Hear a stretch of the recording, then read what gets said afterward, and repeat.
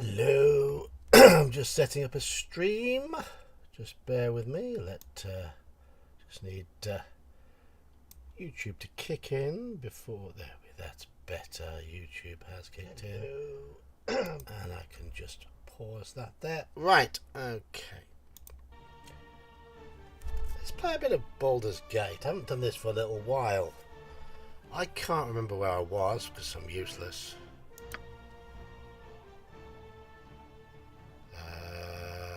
Continue. These are my evil people. Yes, right. I'm back in the game with my evil people. Hello, IQ. The Discord thing is set up if you wish to attempt to join me for a chat. We can always test that out again. But I just thought I'd play a little bit of something. I was going to play Underworld, but my hard drive, which has got Underworld on it, is plugged into my work computer because I last used it for my quiz, which I wrote on Sunday night, and I forgot to unplug it, and I can't be asked to climb down the stairs. Yeah, make a coffee.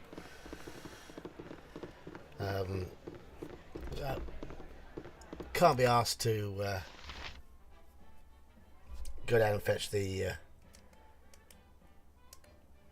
hard drive that's got the other stuff on it, so we're going to play a bit of this instead. Can't remember where we were. Can't remember anything because I'm useless, but it's been a while as well. Do I need to get him a sling? I think I do, because I don't want Baloth running into battle. Yeah, we'll buy Baloth a sling. My inn is open to all who behave themselves. Can I buy them here? I certainly can. I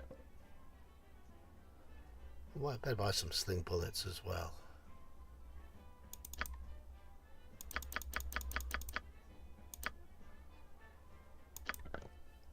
Done. So, give these to a Baloth.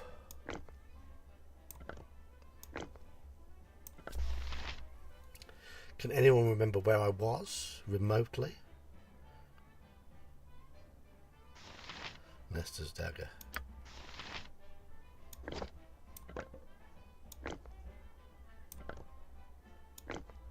There we go. There we go. He's going to be rubbish with it, but the real Necronomicon is hidden in the Vatican. Yeah.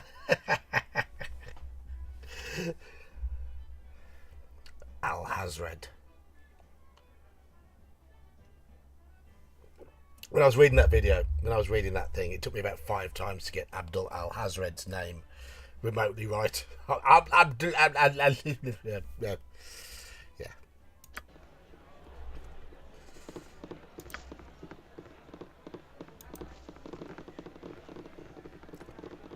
Have we rested? Yeah, looks like it. Looks like it. I need some ale. Yeah, why not? All right. Didn't want that. Map. Oh, I need to turn off the area map background. That's better. That's better.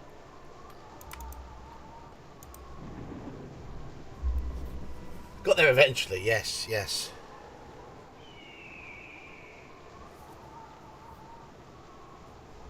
There's always a few words in there.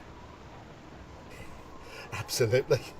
Absolutely. There's always a little bit of editing that goes on.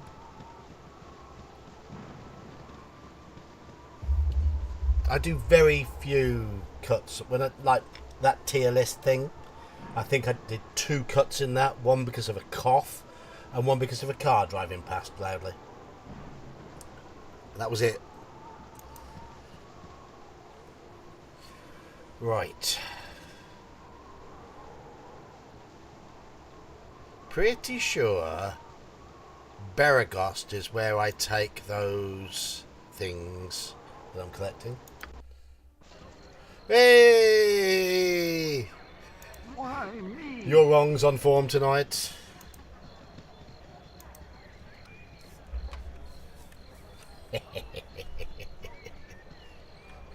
What do you reckon's going to happen to him?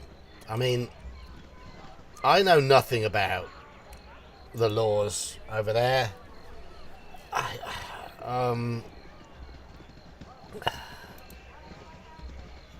It seems a bit harsh if it can be proven that he genuinely did not know that the gun was even possibly active, but I don't know anything about them, so I'm guessing it's going to all come down to who was in charge and were there enough checks in place, because you've got to have multiple layers, haven't you, of checks.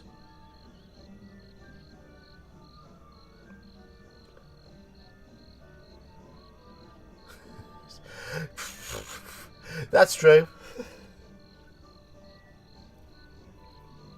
Well, I'm just going to clean my glasses because I've noticed this while my people are walking across the map. Here they come.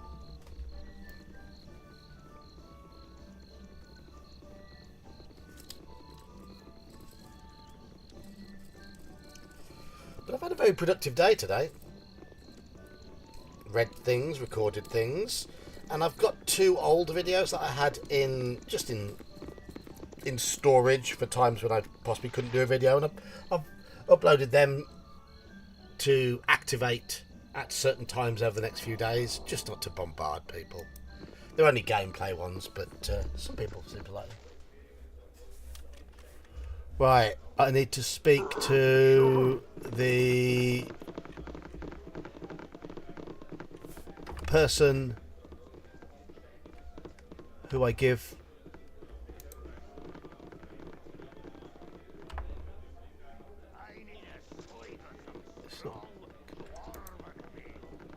I'm thinking about the wrong pub. Where's the one who pays for the scalps? I must be at the wrong pub. Should we have a look at these are all the quests that are done. Officer Vi. Jovial Juggler. Am I not in the Jovial Juggler? I thought I was.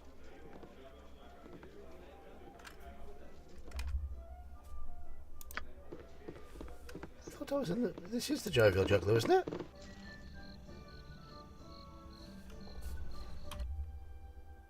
Yeah. Officer Vi will be in here somewhere. All right. Come on, Officer Vi, show yourself. There!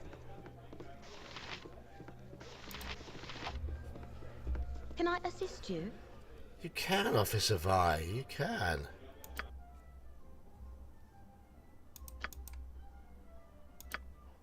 We'll sell those. I've got some more bandit scalps. Done, we'll sell those. More bandit scalps, sell. Anybody else got any bandit scalps?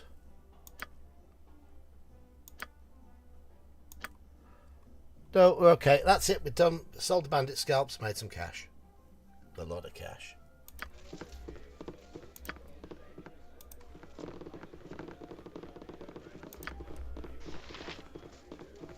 Prism Sculptor, Zerlong's Missing Boots, a Blackguard's Revenge. That's going to be Baldur's Gate. Okay. Albert and his dog, not done yet. Gurk's Cloak, not done yet. Okay.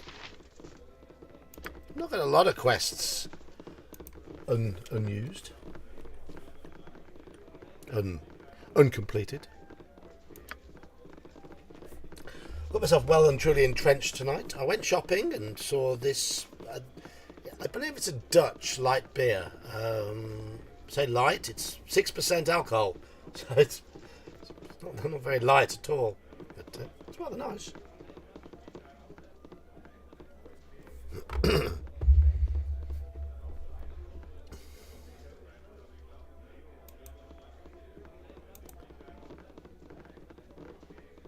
Come on, the rest of my group. There we go. All right. Shall we go to the Oldcaster School? I think we're tough enough to do Oldcaster. Why me? Let's get weapons set up. Who do we want running into combat? We want Kagain to do most of the running into combat. We'll have Dawn with missile fire. We'll have Yoghurt Yog, me, with missile fire. We'll have Bailoff with missile fire, and we'll have Edwin on missile fire. Excellent. Right. Oh.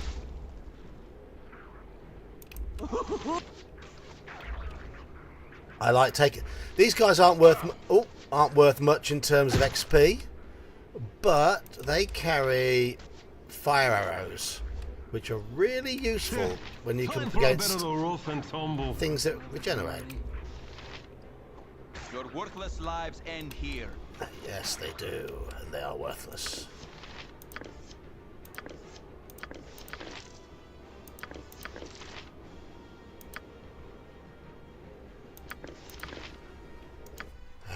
Okay, can that fit in a gem bag? Yes, it will. Let's give these to other people. There's his. That's his spare thing. Don't want to waste an identify spell on fire on a small number of fire arrows, so we'll collect a few more before we identify them.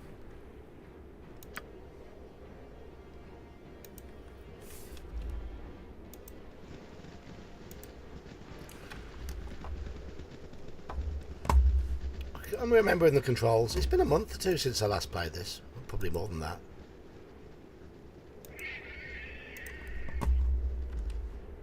Oh. Ferret. Who be You're you? rather outlandish folk to be wandering round here. Yes, we're adventurers. Why should you care?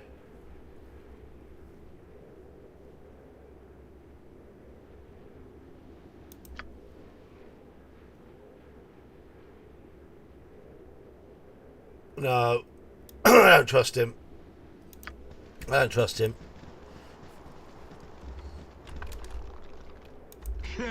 Time for a bit of the rough and tumble. Indeed.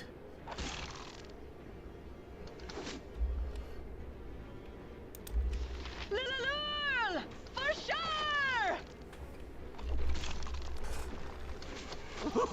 I'm gonna work Your out some worthless anger lives on end you. here. One thing I like about the evil party is their battle cries are much more entertaining than the good guys. Because when you play the good guys, you almost always have a Jantis leading because he's a bit of a tank, Time for a bit of the rough and and he just goes helm by helm, and he's really quite a bore. Little for sure! There's a pleasant lunacy to For the love of money. I'm gonna this work lot. out some anger on you. Am I bored today? Well, I'm not playing a game tonight. I don't normally have Thursdays off. I've got today off because I had to work Monday instead. I thought I'd catch up because I didn't do any videos on Tuesday, because I normally do videos on Tuesday, but I was too knackered to work, so I caught up today. With no game to run tonight, I thought I might as well live stream. So, how are you doing anyway, Halakar? Are you alright? Are you home from work yet?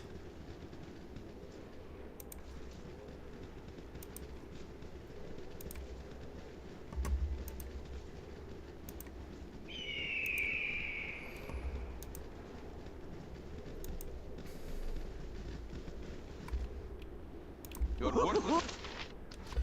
I'll probably stream again after the England game on Sunday night because I normally work Sunday nights, but it's been called off this week because I run a pub quiz, and when England play, there's not much call for a pub quiz. The pub will be full of England fans. Your worthless lives end here. Just listen to me, Chunter. Well, you're welcome. You're welcome, Halakar, mate. Your worthless lives Time end for a bit of here. the rough and tumble. But I'll let you into a little secret. I only recorded one video today. I recorded that read through of the Necronomicon last week, and I got round to editing it today. And I recorded that tier thing earlier, and I've fallen out with OBS because I'm sure I'd made some changes to make the formatting better in OBS, but I just must not have accepted them. Must not have clicked OK to accept them. So, ho hum. Iman was supposed to be joining me. Oh, there's Iman. Hello, Iman. How you doing? Made your coffee yet?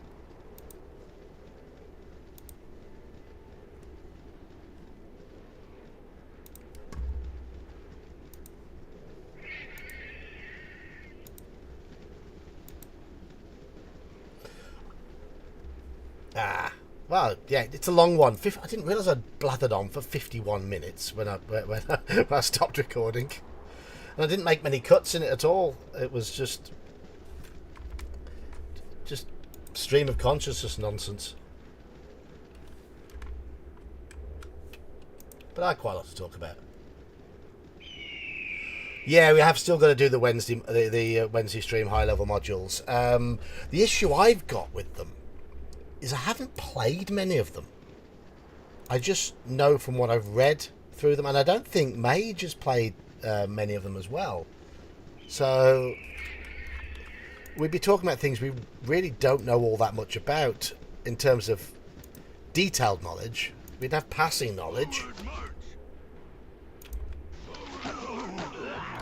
I mean, I'm very familiar with End here.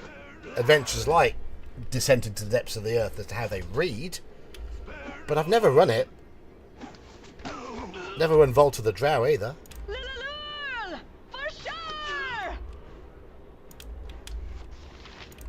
sure! Ooh, I'm gonna work out some anger on you. For the love of money. For the love of money, Chunter, Chunter, Chunter. He's such a good dwarf, isn't he? He's so... Okay, he's evil. And some people don't like the idea of evil dwarves, but... Time for a bit of the rough and tumble. But yeah, I think we do. We will have it. We will discuss high-level modules at some point. But... I think it is one for the future. Yeah, that's the thing. It's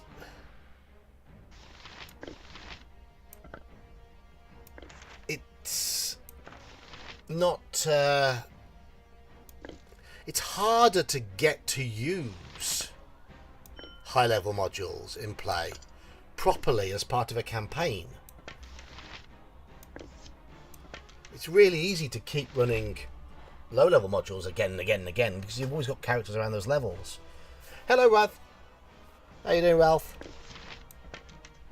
But the higher level ones do get much less use unless you're running them as one-shots. But then I don't feel if you run a module as one-shot, you get a truly accurate gauge on how it plays. Because the players don't care as much about their characters.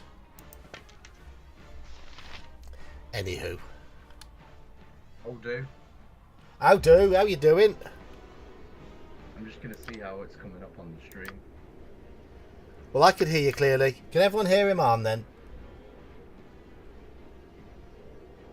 Everybody hear him on?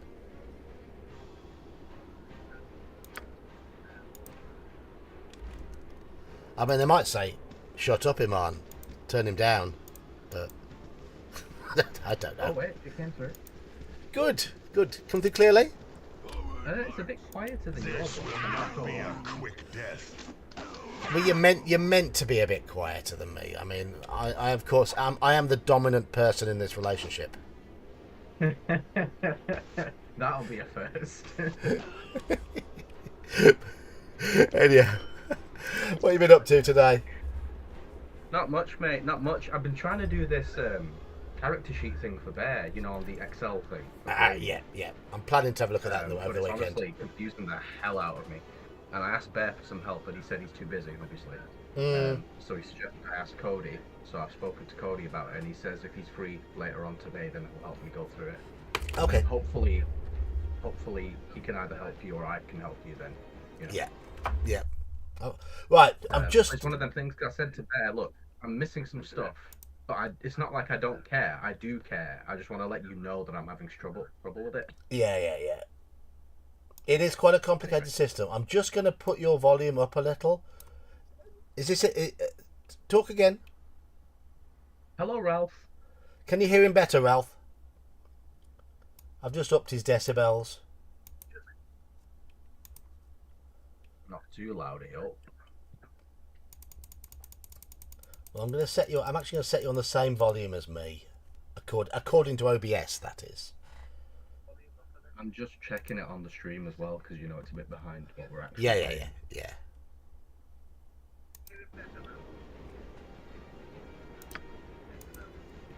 Can you hear the stream through my mic? I did hear it very, very, very quietly. Your worthless lives end here. Right. I don't know how the mic is picking that up when sometimes it doesn't pick my voice up. I don't know. It's IT for you. It's a pain in the arse. It doesn't seem to be an echo at least though. So no, there was an echo last time, wasn't there? Yeah. Okay, cool. Thanks, Ralph. Your worthless lives end here. I'm gonna work out some anger on you. Don't you be attacking the wrong... You attack my dwarf because he's got masses of hit points and a good armor class. I did a bit of character prep for S3, the Barrier Peaks adventure. Oh, is that what the dice rolling was for? Yes. Okay. Okay, that makes sense. I was thinking, what are all these things on the dice rolling? I rolled seven sets of stats, and they were all really quite balanced. They came out very even. They came out with a good blend. Quite moderately. We expect high-level characters to be fairly strong, and they came out competitively strong. So it's allowed me to put together an effective party, which is good. Excellent. I did notice you said, "Oh, I almost had a bard." Yeah, one of them was within 1 point of being able to be a bard, but sadly, no cigar. That's a shame. Yeah. Ah well. Such is life. We can't always get what we want, can we? Time for a bit of Well, that's what the Rolling Stones said. This will not be a I've never played Baldur's Gate either. Well, don't worry. Time for a bit of the rough and tumble. Well, you should start because it's AD&D rules, and if you're playing in But it's an RTS game, isn't it? I don't like RTS games. is it really RTS? It's a bit of both. It's real-time strategy, isn't it? Like Sort of. I Not know really. it's also I don't know what you would call it. But yeah, I know it's supposed to be like the same as 1E, right? Yeah. But you are just wandering around hitting things most of the time. There's no laser guns in Baldur's Gate. No, there are no laser guns in this. There's some amount of I don't know what it is about games like this that don't really entice me. Like I used to play like the original Command & Conquer when I was very young. Oh, I love that. I had no idea what the fuck I was doing. I love that. I thought it was really good. But I never really, sort of got drawn into that sort of game. You like a lot Same of... with MMOs as well. Like I never really liked RuneScape or World of Warcraft or anything. I give them like a try, the free trial and stuff. But it's just not my thing. You like quite a Just strong... not You like... really. You like quite a strong story, don't you? I like. I wouldn't say a strong story is what draws me necessarily, although that is part of it. It's more the games that are more focused on certain aspects of the gameplay. Right. It's like, okay, so the RTS game is like much more sandboxy, isn't it? Yeah, generally, yes. A lot of them. I mean, there are some missions that are quite linear, but generally an RTS game it should give you a lot of strategic options. Yeah. But at the moment, I'm just roaming around hitting things because my party is in an area that is really a lower level than me. I mean, Yeah. my level of characters shouldn't be having any issues with kobolds and hobgoblins and skeletons. So I'm being quite slapdash about it. It's just really at the moment just exploring. Yeah. Being quite completionist about uncovering all the black bits on the map. You see, that is part of it. Because I'm a completionist and I know that these games are so expansive and you can do anything rather than, this is what you have to do, go and do it. It's like, oh god, am I missing anything? Am I doing it as well as I should? Do you think you'd suffer from analysis paralysis? That is part of it, yeah. There are exceptions because I really did enjoy playing Civilization. Oh, Civ's fantastic, isn't it? There's something about Civ that works for Yeah. me. I think you know what? It might be the skill trees. Yep. Because that is very much like a video gamey thing that I can relate to. Like, oh, well, if you know how to use masonry, then eventually you can use this, and eventually you'll learn how to use steel and engineering. And Yeah. blah, blah, blah. You know what I mean? That makes sense to me. So I can be like, okay, I have a goal to work towards. But yeah, I think I've gotten older as well. I fell out of love with online gaming because I used to play online games with my friends after high school and stuff. But then I just sort of got a PlayStation and started This will single not player be a stuff. I quick loved it. death. This will not be a quick See, death. I've never been much of a console gamer. I cannot Ooh, I'm gonna work out some anger on you. Time for a bit of the I rough did and actually tumble. used to play PC games when I was a kid, and like Quake 1 and Quake 2 and stuff like that. Yeah. Yeah, so I was actually briefly a PC gamer. But I was like 6 years old. Well, I was never much of a console gamer. I had a PlayStation 1, I had a PlayStation 2, and I had an Xbox One, and I used them almost solely for racing games. Because I never had a PC that could really match your Gran Turismos and your Dirt Rallies and Colin McRae Rally and things like that, which were That's very. the thing, yeah. I remember playing Colin McRae and Gran Turismo on PlayStation when I was a kid. Yeah. Those were like the best driving games ever. Palmetto Gran wants it. Turismo 2, I swear to God, I played that non-stop. Yeah. Palmetto. I don't want to talk. Yes, All so right. I've not played Oblivion, but I know plenty of people who have, and I know about it. But I played the absolute fuck out of Skyrim when that came out. See, I've not played any of the Elder Scrolls games. Do you know how you were saying, oh, I played The Witcher 1 and I didn't really like it? Yeah, that's an And how understatement. we all said The Witcher 3 is like one of the best games ever. And Yeah. it's kind of like that in the sense that Elder Scrolls 1, 2 were kind of bare bones, but they were good, similar to Fallout 1 and 2.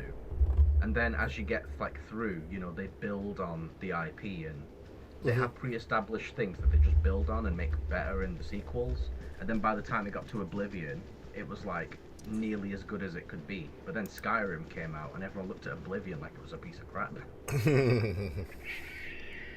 Because Skyrim did that much better in such a short amount of time that, I mean, okay, if you ask General Nut, he'll say opposite, but... He's a contrarian. Skyrim. General Nut, He likes a bit of contrarianism, does Nutty. A little bit, yeah. But it's also, he's like, nope, that's not realistic, and that's not how that sword would work, and he has all these mods installed to make it actually realistic. Yeah, well, I think if a game's got tons of mods like that, which are a lot more than just simple bug fixes, then that's a sign of a good game, because it's a sign of a loyal community. Yes. So Genuinely, that would be the only reason that I would ever consider getting a gaming PC, so I could mod some of my favourite games to add the replay value back into it. We can't do that on console. The only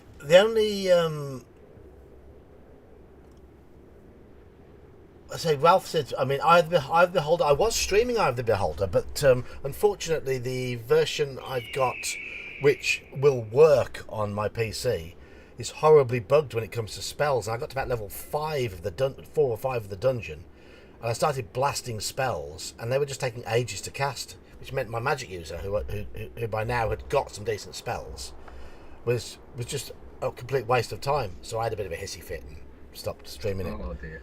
And that's a pain. So I used to love the Eye of the Beholder games. MMORPGs, the only one I played for any length of time was Lord of the Rings Online, and I played it through to level. I got multiple characters beyond level 70, one character up to level 100. I got past level 50 with every character class. So, and I had lots and lots of the. I ground out the currency to get most of the bonus content. Didn't pay for hardly anything. I had a subscription for a while for fast travel and all that sort of stuff, but that was about it. And I absolutely loved it. But then it just. Hello, Richard. Hello. It is an eagle sound, yes. But. It just, a week too late. I suddenly get bored with games, and I go from playing them all the time to not at all, and that's what happened with Lord of the Rings Online. So I just got rid of it. It's interesting you say that, right? Because I'm kind of the same, but it's part of the completionist nature, and it's part of how I grew up. Because my family didn't have much money, so whatever games I had to play the crap out of them until I got seriously bored of them. Yeah, same. But then it sort of fed into how I am as an adult. Like, when I love a game, I will try and complete it to the maximum amount of my physical capability. I'm the same. I'm the same with a lot. Only then do I get bored of it. I'm the same with a lot of music. I will often listen to. Try to keep up. If I discover a new artist that I like, I will listen. That's it. Yeah, you're off on one. Yeah. I'm off on one, but after about 2 or 3 months, I find somebody else, and I'll be off on one on them. And yeah, I'm exactly the same. That's how I discovered Alice in Chains, because I listened to Nirvana, and then there was this radio station that played like similar artists. I was like, whoa, who's this? This is good. Alice in Chains. I've got to check these guys out. Next thing you know. Why me? Yep. Yeah. Oh, it's funny we're quite similar in that regard. I think that's the autism, though, isn't it? It is, yeah.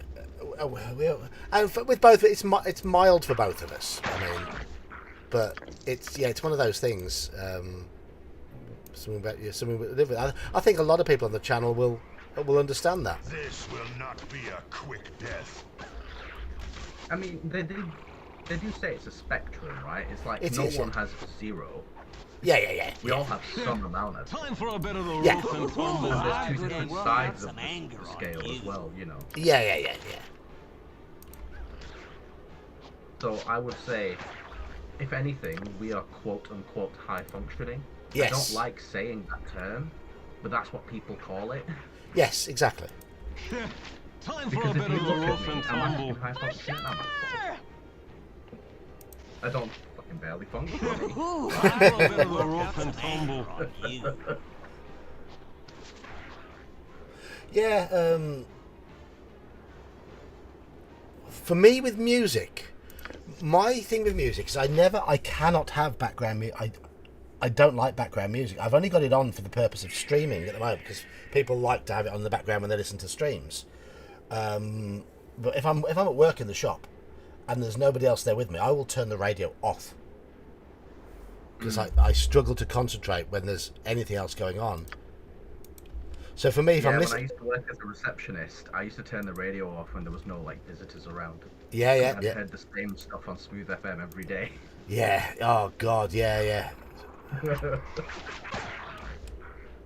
Oh, Ralph worked in HMV for 25 years. Bloody hell, man. Ah. He worked in HMV for nearly as long as I've been alive.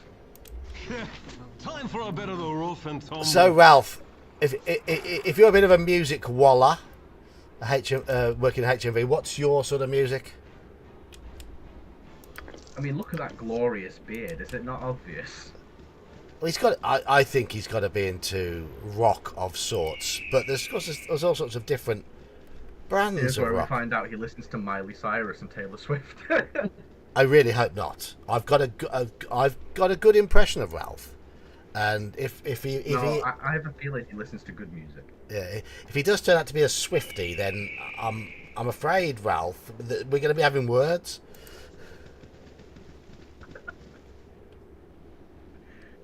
Ah, 1996. So you started there post grunge, really as Britpop was dying down, and music was becoming really shit. I think that's a fair way to describe it. When I was 2, when I was still shitting myself. Yeah. Actually, was I? I don't know. I don't remember.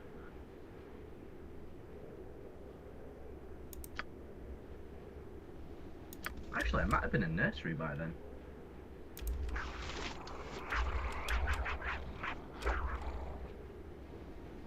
I think this guy's going to be hard to hit.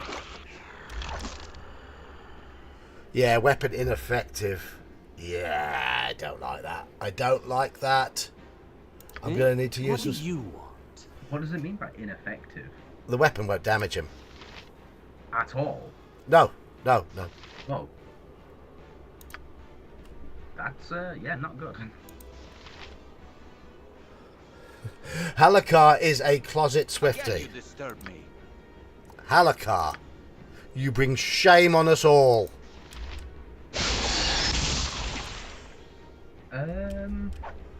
There is there one really song no that I one else like, you can but it's bother? not because of her, it's because of the other artist in the song. You are so irritating. To be honest, You know, like when someone features on a song of an artist you don't like, Yeah, and yeah, you like the artist who's featured, it's like, okay, you know what I mean? yeah, I mean, The theme is okay. to be honest, I find this so-and-so featuring so-and-so and so, I find that really irritating. I find that really, really irritating. Stop it. I need an L. What's annoying about it? It's just become such a norm. It's almost like you don't have just a band doing their thing. It's all this featured artist and this guest artist, and he does a bit of a rap, and he might mix that. So we'll all put their names in.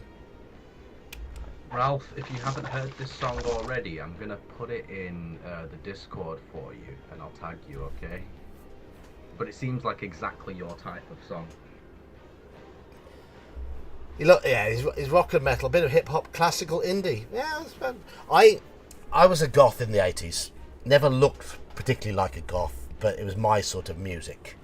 Sisters of Mercy, Fields of the Nephilim, The Cure, Echo and the Bunnymen, Mighty Lemon Drops. Those my sort of bands. Early 90s, went to university, and Nirvana made it big around time I was at university. But I really got into industrial music then. Ministry, Nine Inch Nails. I've always liked some of the harder edged indie stuff. How did you know, Ralph? How the did you know?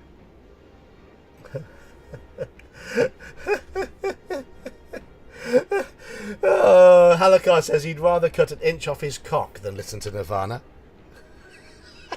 Well, Someone else, you filthy if swine. I felt that way, I'd have negative 2,000 inches of cock. Probably more. Or less, actually, whichever way you look at it.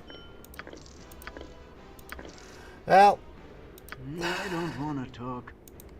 Yeah, so Time when for I a was bit of a growing up, rough I'm and gonna tumble. work out I some listened to anger like on you. rap and hip hop mainly, like from Right. the ages of like 4 to 11, and then when I went to high school was when my music taste started to shift into more like rock and metal sort of stuff. I mean, I don't mind some of the crossover stuff. I like bands like Rage Against the Machine. I didn't That's mind. it. So Linkin Park was my bridging gap between the two. And certainly when I was at university, bands like Cypress Hill were doing a few sort of collaborations here and there, and I liked some of their stuff. Not all of it, but some of it. Insane in the membrane. Absolutely. Time for a bit of the rough and tumble. Have you heard Hits from the Bong? Yeah. Well, that was played on most of the nightclubs I went to would play songs from that album. So Nice. It's interesting because it's not really a club type of song. oh well, look. I used to go to clubs where the dance floor would be filled with songs like NWO by Ministry, or Sin by Nine Inch Nails, or Kerosene by Big Black, and it would just be people thrashing around the dance floor. And then, but there would be a respect for some of the hip hop stuff, especially. I mean, Insane in the Brain would be one. Jump Around by House of Pain would be another one that we'd get. Oh yeah. It's Jump up and get down. yeah. Those sort of bands that crossed over a little bit, and quite a lot of punk and other sort of respected oddities would be popular. Oh, Ralph, I'm jealous. I mean, you could guarantee all the goths and metalheads would get up and dance drunkenly to the Pogues, which was always fun.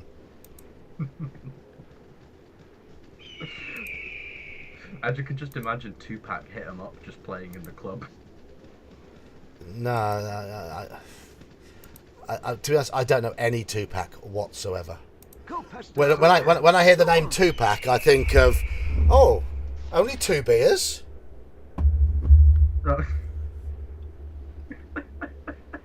Okay, yeah, that makes sense.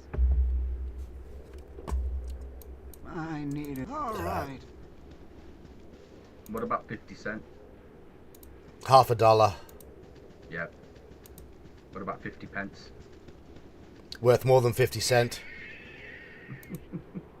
50 pence was the British parody artist of 50 Cent. That's a good idea. Yes, yeah, perfect. You know, he did 50 Cent did that song. You know, you can find me in the club. That one. I don't. I sometimes play rap in my quizzes occasionally because I need something from the 90s and noughties to fill in the gap and not just relentless pop. So I am familiar with Indie Club. Yes, it's a song I do know. I wish I didn't.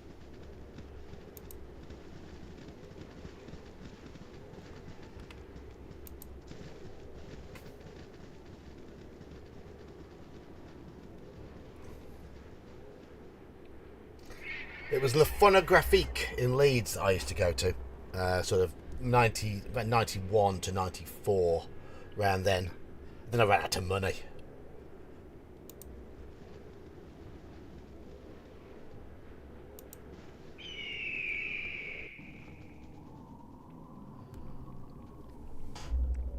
Okay. I have a feeling down. I'm going to save down here because I have a feeling there's traps. Evil. Okay. What now, I wonder?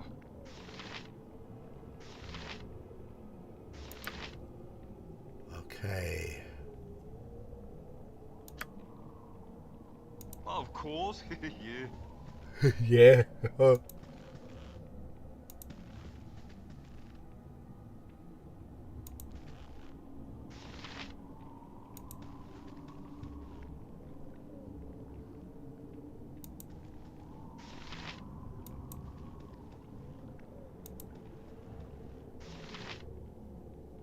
Oh, what's this?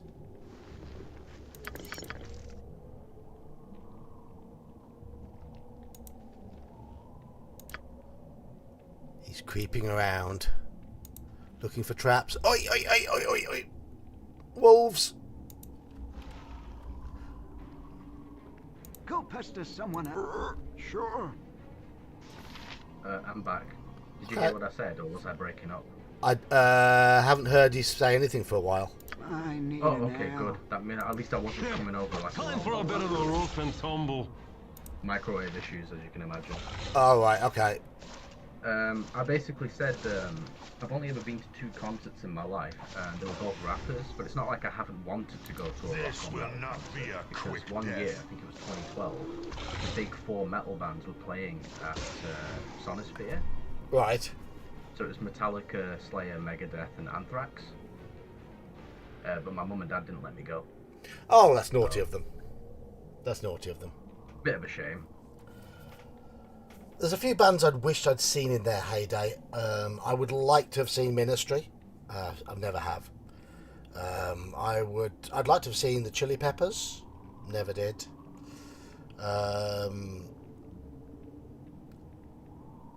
Other bands. I would like to have seen Depeche Mode when their band was still together, but there's only 2 of them to get in the band now, since Andy Fletcher passed away. The last gig I went to was Tool last year. Before that, I went to see the Levelers. They were supported by Selector, who were brilliant. And then I saw what's known as the Slay the UK tour, which is a load of Birmingham, Stourbridge, Black Country bands who travel around together. Wonder Stuff, Populate Itself, and Jesus Jones was the lineup when I saw it, which was highly entertaining, because I've seen Populate Itself live a lot of times, but I don't like. To be honest, they were the weakest there as well, because they had very few of their original members. I know they've got back together since. Inactive outward, inactive inward. Why do I suffer these fools? Where to now? But they're probably better now. But for me, since Clint Mansell left, they don't sound the same. You won't know what I'm going on about here, will you? Will you, Iman? Not in particular, no, but I know who you're on about.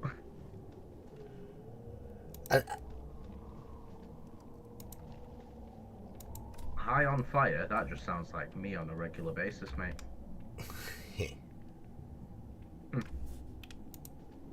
Yeah.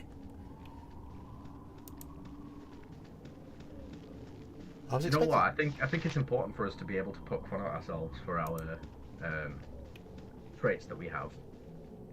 Yeah. I don't. All right. Yes. Yes. A simple task. A simple task. What now? I want. Of course. Yeah. The fuck did you just say? Task? The fuck is that? Task. Okay, I understand. It's a fake Irish accent, isn't it? Go pester Oh, did they say someone task? else. Sure. I don't know. There is an Irish twang to the voice I picked there. Oh, did they say task like? I need. Oh, I guess you're Sure. right. I don't want to talk. I don't wanna talk Time for a about bit of it. the rough and tumble. You added 3 videos to the music channel and Discord. Speak and be Okay. gone. Wait. Where? I'm not seeing them.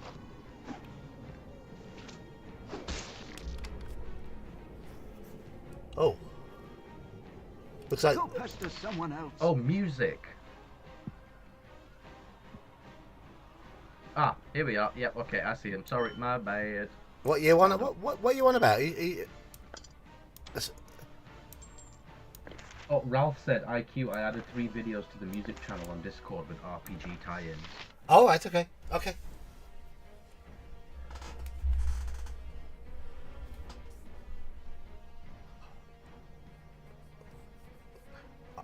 I've never heard of. To be honest, I've never heard of any of those 3, Ralph. So.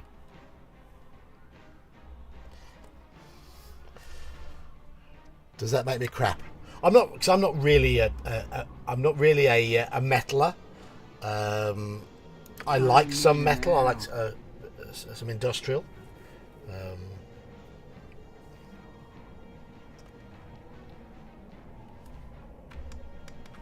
All right. Your ruthless lives Time for a end bit of here. a Work out rough and some anger tumble. on you.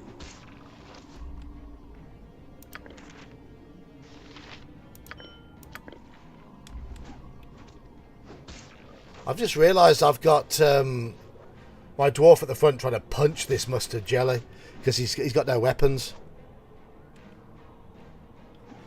Whoops. He's tough enough to stand there. If I've got the other guy Night Singer, give me power. running into combat with him, I'm going to heal him a bit more. There you go, Dawn. Have another heal.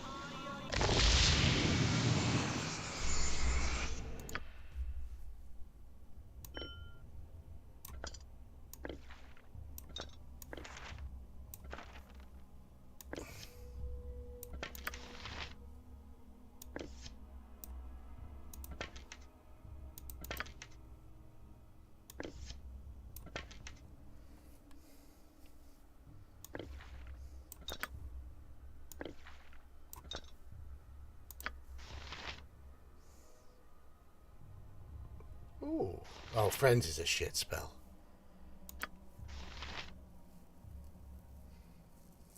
Oh, there we go. I'm back. Bloody internet. Is that what keeps happening? Your internet keeps disappearing. All No, right. people keep using the blooming microwave. Well, go My on, bedroom's microwave, innit? go and punch them.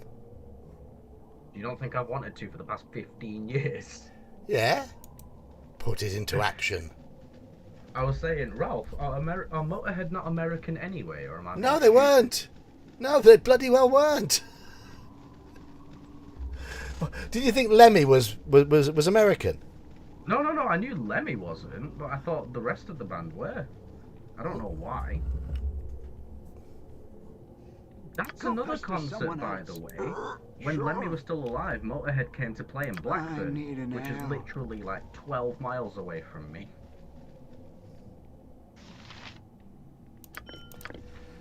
And you didn't go. Parents didn't let me. Bah, To now. bah. Done and done. How old That's were you? why I said when I grow up, I'm going to be a cool parent. How old were you when they weren't letting you go to these concerts? I was still a teenager.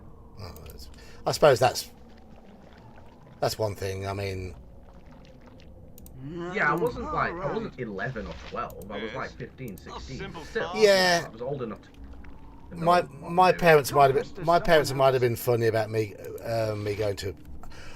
My first gig I went to without my parents, I was either 16. I think I was about 16. But I went with two or three friends, all the same age, and they were Yeah. they were friends that my parents saw as sensible friends. Ooh, I'm gonna work out some anger on But in you. reality, they weren't. Oh, they were quite sensible. Not be a quick death. Might have You been. know, believe it or not, I was always the sensible one out of all my friends. I mean, I might have been 17. Time for a bit of the rough and tumble.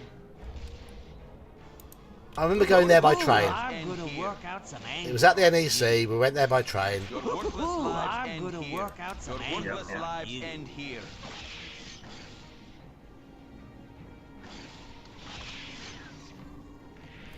Metallica are a band I'd like to see. I've not seen them. Oh, one of them's still alive. Thought he was dead.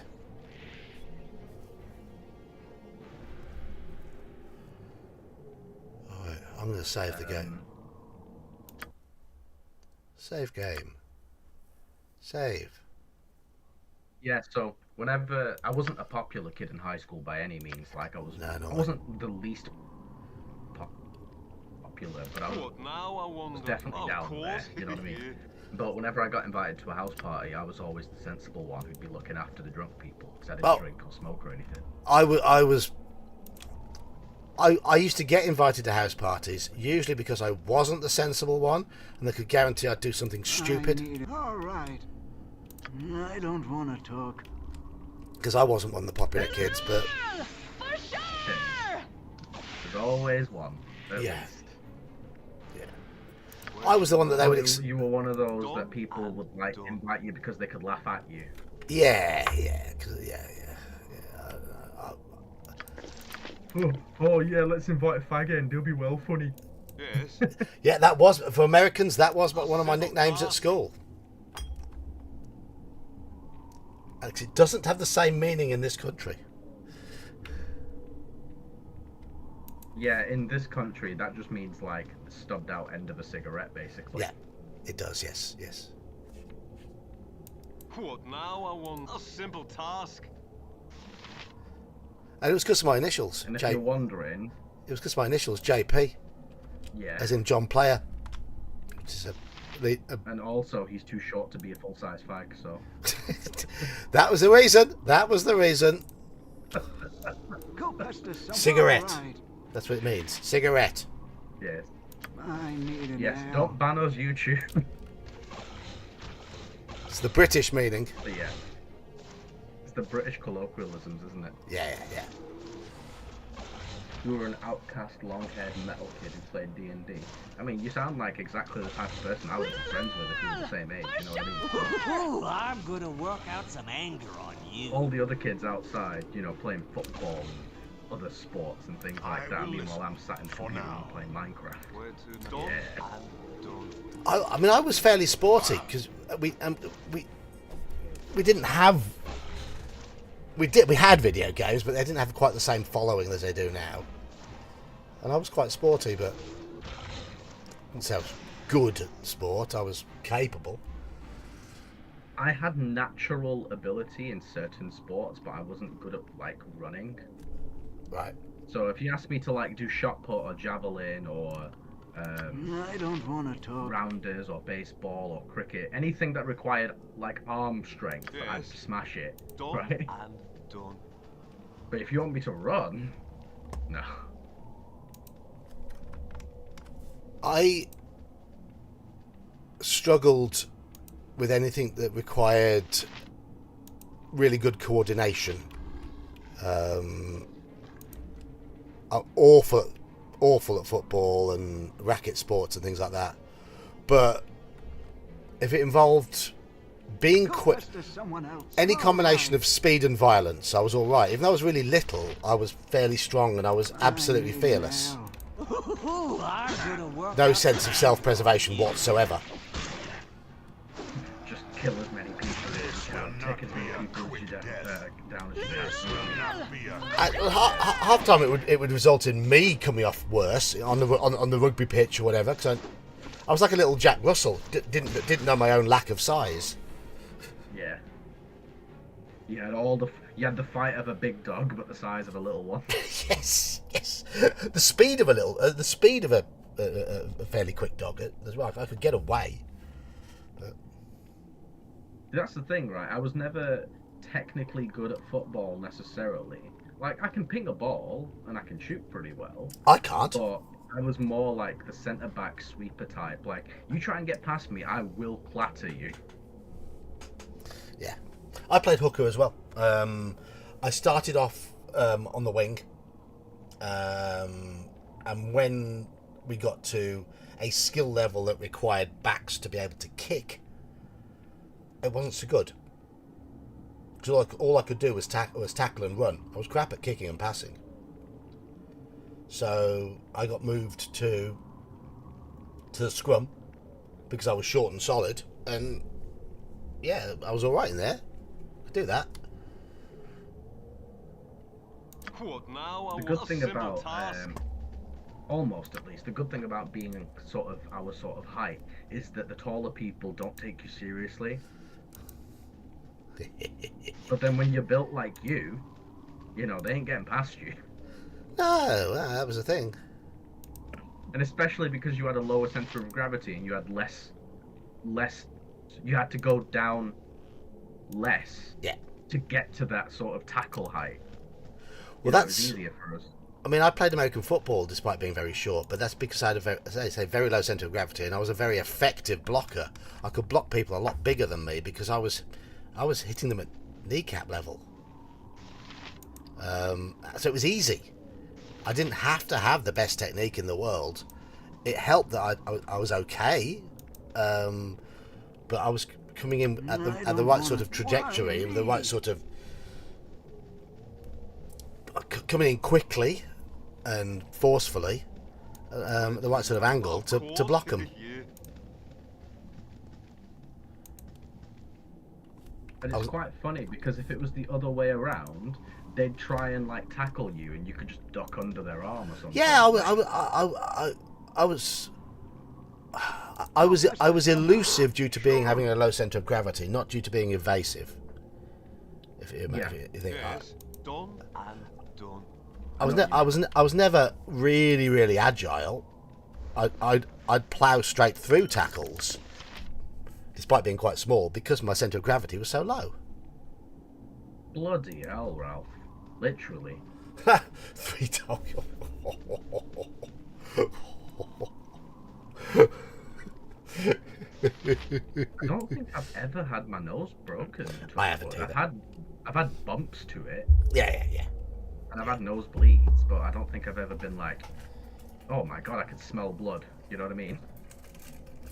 I've never even had a nosebleed. I've had my lips splattered open. I had my head. I had the skin on top of my head torn off by a judo. Say, yeah, you Where the had gold your grows. skin, your scalp basically ripped. Yeah, I was partially scalped by my daughter on the judo mat. And that's when you realise that, right, I'm maybe too old for this, and she can look after herself. So good. No, I just got glued back together and went back on the mat a week later. Oh, as you do, yeah. As you do, yeah. It's so funny, right? Because there's two types of people. There's the type of person who literally like gets their head ripped off and is like, yeah, it's just a flesh wound, it's fine. Meanwhile, someone else breaks like a fingernail and they're out forever. I used to hate being out of judo. I had a couple of periods out for injury when I broke my foot. So I was in plaster for 7 weeks, and then I couldn't exercise for 3 months after that. And when I went back, I had to be careful. I had something pinged in that joint there. I don't know what it was that pinged, and the resulting lack of ability to grab anything with that arm meant I couldn't do judo for about 4 weeks. Did my rotator cuff, which kept me out for a couple of weeks. Yep. And when I had my first really bad reaction to lactose, my body didn't feel right for about 3 or 4 weeks because the reaction was so strong. So was it like just a sudden change? Yeah. So like one day you had something dairy and you were like, what the hell? Well, no, I'd been getting little grumbles, having a few minor issues, but no pain. And nothing to say that, oh, it could have been because of that. It was just, No. oh, maybe my stomach's a bit upset for whatever Yeah, reason. exactly. And I hadn't put 2 and 2 together and worked out what it was. But when the pain hit, when it properly hit the first time, I thought I was having a heart attack. Fucking hell, that bad? Yeah. It was Wow. brutal. Absolutely. Okay. But that's because I reacted badly as well. It took my breath away. And I now know when I get that, if I get that stomach ache, I just need to relax, breathe steadily. And Oh, so did you have like a panic attack or something? I panicked because I thought I was having a heart attack. Right, and I've had a that- panic that- attack before. And It's that just fucking made horrible. it worse. Just made it so much worse. And I got rushed to hospital because I turned grey. Jesus. I need an L. All right. But yeah, it took me a few weeks to recover because I just didn't feel right for a while. And it was an odd feeling. It wasn't painful by any stretch of the imagination. I just felt odd. You just felt like something was What wrong. now, You I couldn't put your wonder? finger on it. Yeah. A simple task. Worst injury you had was on track and field. I'm guessing it'd be a Achilles tendon or something like that. I must rest. Oh. Oh, I'm glad I saved, because that was brutal.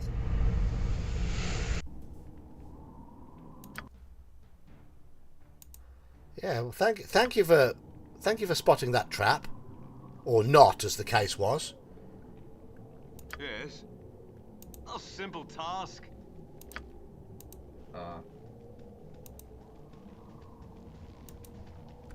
Yeah, there's one. Got to kill that spider again. I've had a few minor injuries since I started boxing, but Yeah. that's just part and parcel of it, isn't it? Yeah, contact I sport. don't want to talk. But actually, my injuries have come from not from other people, but from hitting bags without proper technique and padding. Yes. You know, Yes. when I first started, and I thought I was fucking hard. Yeah. And after 3.5 years of doing it, I realised what my limitations are. But then obviously I am still building. Yeah. Yeah. But I have broken my right arm before. That was, how old was I? 14, 15? Speak and be gone. Where to now? Done? Well, I mean, when I broke my foot at judo, it was purely because I threw someone badly and I dropped him on my own foot. And that was when I was an orange belt. I might have even been a yellow belt at the time. Oh fuck it, that was making me cringe. Time for a bit of the rough and tumble.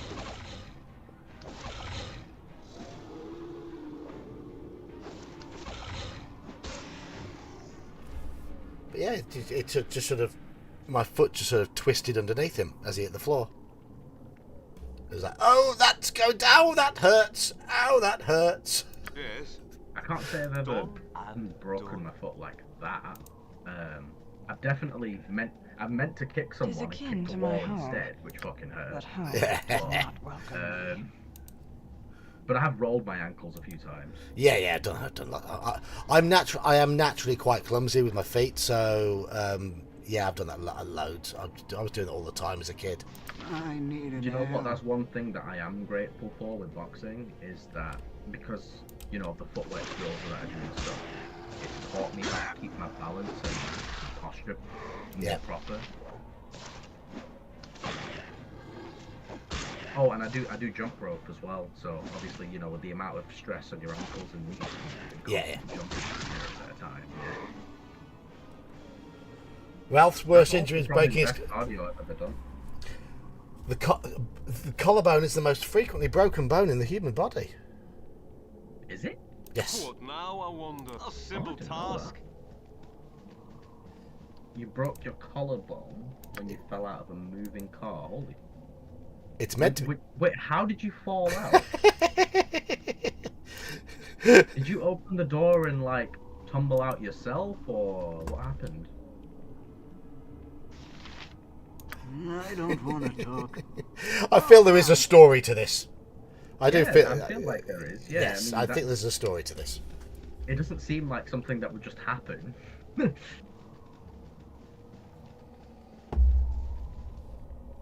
I mean, so from the sounds of it, you definitely landed awkwardly when you hit the ground.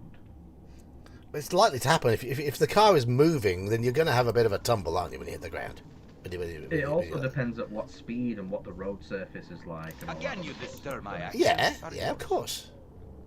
Because Why I say me? jumped out of a moving car. I rolled out of a moving car, but it was only going at 10 miles an hour, so it was all right, and I tucked my shoulder in and stuff, so I was okay. Long time ago when there weren't seatbelts in the back of cars. All right, so we are talking. Hello, Andy. You ever snooze? You ever snooze? Hello, Andy. You're snoozing and half listening. Having fun? Well, I mean, I think so. Where John's to playing now? some Baldur's A Gate. simple I'm here task. chatting shit. Yeah. It's the usual.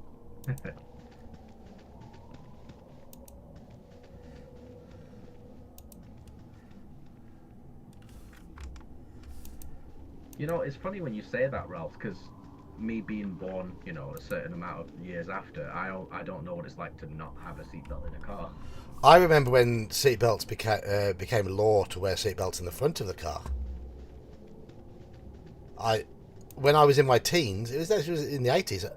I rarely wore a seatbelt when I was in my teens.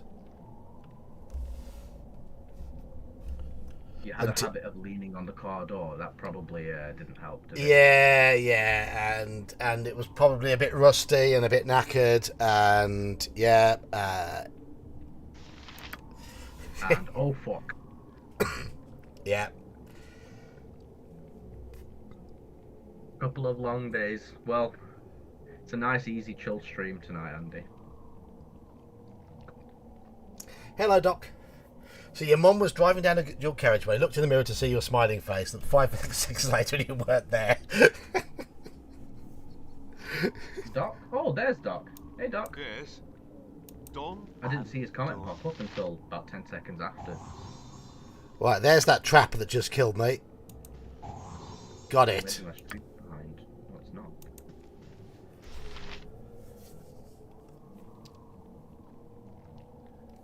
So what happened then, Ralph? Did your mum like stop and go and look for you, or did she pull over, or what? What sort of speed was she doing? Well, I mean, he says dual carriageway, so I would assume 60. I don't know. Not every dual carriageway is always 60, though, is it? So. No. Yeah, I guess not, but still.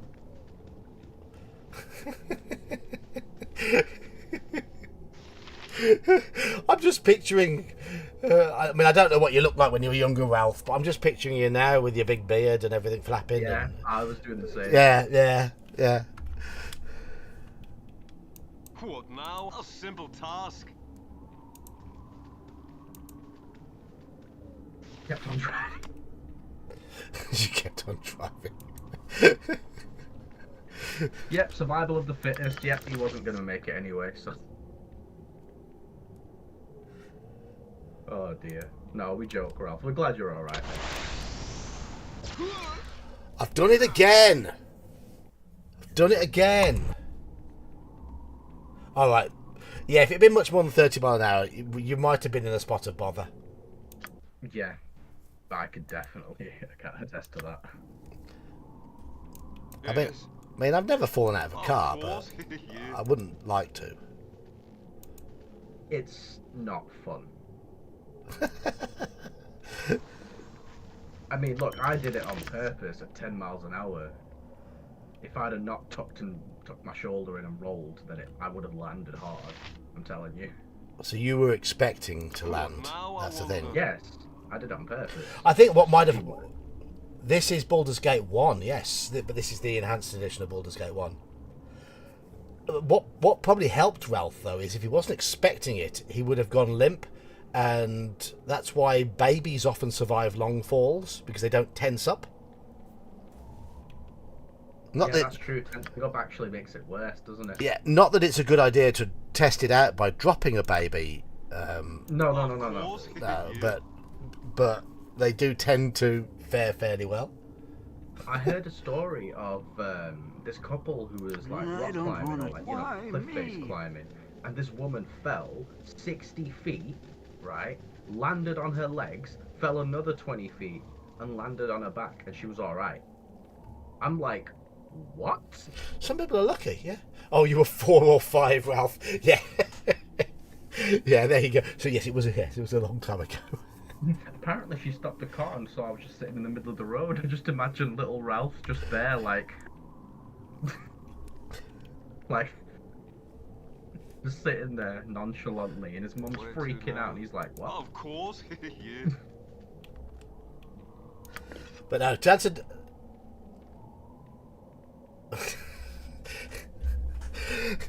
It seems lots of people have fallen out of cars. What is it? I've never even come close to falling out of a car. Doc's fallen out of a car as well. You know what's funny as well? You're the ex-rally driver. I am. Yeah. Go pester someone else. I've rolled a Quite funny. I've rolled a car in the forest at 65 mile an hour, and just kept on driving. Well, once he got back on the track a minute later. No, it wasn't even a minute. Though, was it? Maybe 30 seconds. Actually, Yeah, the car started straight away, and we just drove out the woods and kept going again. Took 5-6 people and a little thing to drag the car out. And Oh no, started the engine up. That one took about 5 or 6 people with rope to drag us out of the hole that we were in. Oh, which one are you talking about? I'm talking about when I barrel rolled into the bushes, and we landed on a wheel. That one. Yeah. No, that was like 5 seconds. Yes. Yeah, you literally barrel rolled and like, you all right? Yep. Okay, let's go. Let's go. Brum, off we go again. You're a fucking madman. You're an absolute madman. Yes. It's just a bit of fun. Rallying, bit of fun. I'm leveling me up here. Level up.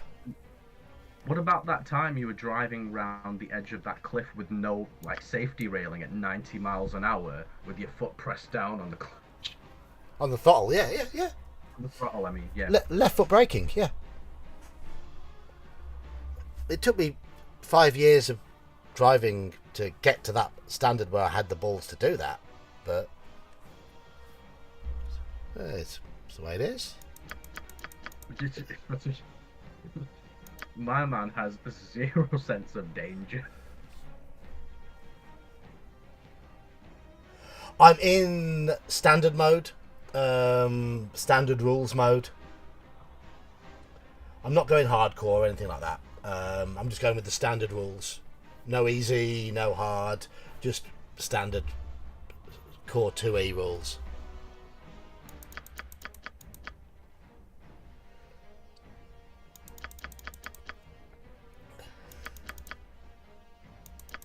I'm starting to boost my thief skills a little more evenly now. Yeah.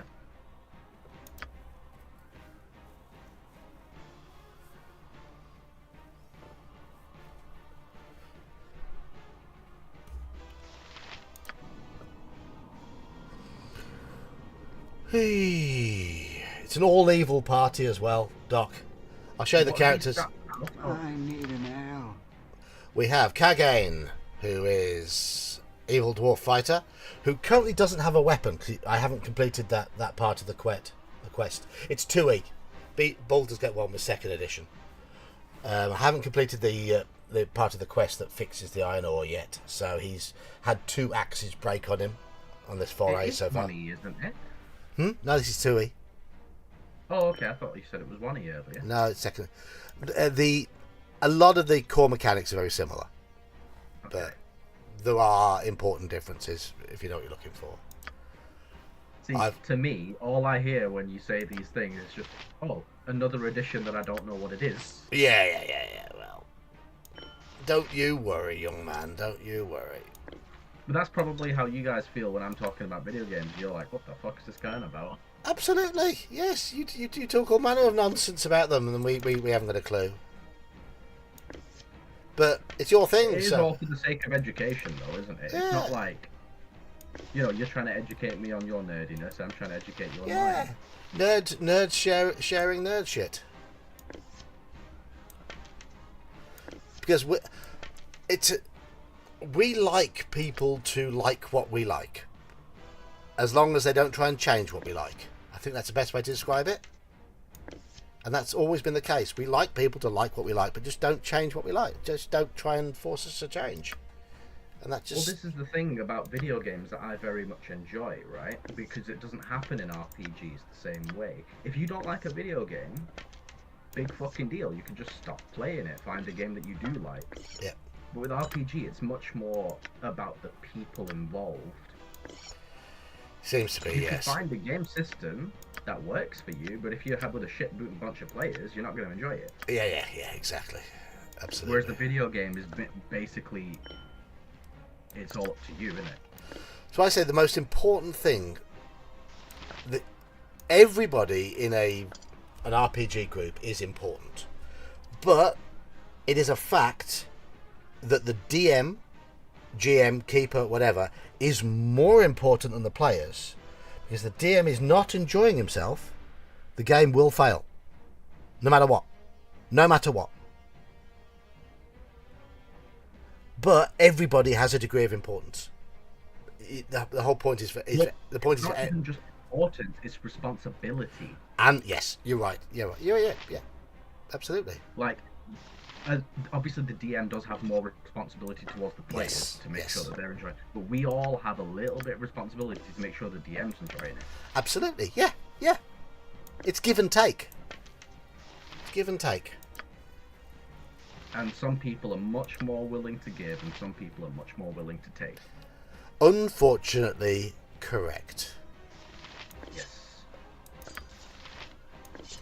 Look, I'm new to this shit, but I know how it works because I know how people work. Yeah. Why didn't I give him this sword earlier? That's part of the reason I slipped into single-player gaming instead of online gaming, because online gaming eventually all became, oh, you're cheating. Oh, I did your mum last night, and it's like, fuck off. Yeah. Be direct. Yeah. So just take out the human element, and it's just me and the game that I love, and it's just amazing. You know what I mean? Of course. Yeah. And then I found a sort of new niche as well with streaming, because now I can play the video games that I love, but with friends present. Yes. Speak and be gone. It shall be even bloodier than you hoped. And not friends that will be like, oh, I don't like this game, play something I will else. listen. Yeah, So there, exactly. Keep up. You know what I mean? So yeah. Absolutely. Doc, I agree to you. I agree with you there. Yeah, I mean, I will happily play 2E. I prefer 1E. In fact, I prefer OSE now more, but I like OSE Advanced, which is a lovely blend between basic and advanced D&D.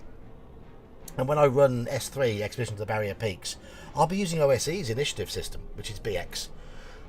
But I'll be using everything else from first edition. It's just that's the blend of game that I prefer to run. I don't want to talk. You should play pick up online games until you find a regular. Well, I mean, we're here. You can join the Discord if you're not already. This will sure not there's be a something to quick talk about. death.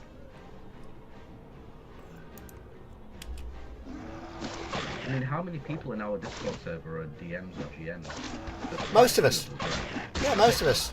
I'm not one, but I mean, we've got, at the moment, I run games, Omanal and Brian are both running game, sharing running a game, Gene and Gingerbeard running games, though Gingerbeard's taking a little bit of a break at the moment. Dan stepped in and run a game, so there's lots of people who are running games on the Discord. Slan has run, yes, Slan's run games as well. And Saxius will be running Bear's heroic game on the Discord tomorrow as well. Yes, he will. Saxius, yep. Yep. And of course, Saxius ran a game for me a while back as well, which he doesn't like reminding about. But yeah. It's mine, Don. You can't have it. It's mine. But hey, Doc, you're welcome to join the Discord and join in the Saturday game if you're free tomorrow. And it's, as I always warn people though who do join it, if what you're looking for is high role play, very serious game, Go pester someone else. you're not going to get that with our Saturday game. It's just mates meeting up, playing a very relaxed game, rolling a few dice with lots of chatter, and taking the piss out of each other. Your worthless lives It's not that we're not serious at all. There is some amount of, like, we do care about the game. Yes, That's yeah. why we're there. But it is also about Jean-Claude? camaraderie, especially on a Saturday, you know. Yeah. It's a Saturday OSE game is more just a chance to meet up, have a bit of banter, and play some old school D&D. Very much what you'd call a beer and pretzels type game in America. We start 2 p.m. UK time and play till about 6 p.m. UK time for the first session, and then the second session, if we do have a second session that's OSE, which we'll do tomorrow, will be starting about 7 o'clock, playing till about 11 o'clock. But that's UK time, so it By depends. tomorrow, you mean Saturday? Saturday. Sorry, I meant Saturday. So depends where you are in the States. If you're East Coast, it'll be our evening session will be about 2 till 6 your time. If you're West Coast, it's more like 11 till 3. I get that our times don't work perfectly for people in certain parts of the world, but I'm afraid it's tough shit. I'm a Brit. Your worthless lives end here.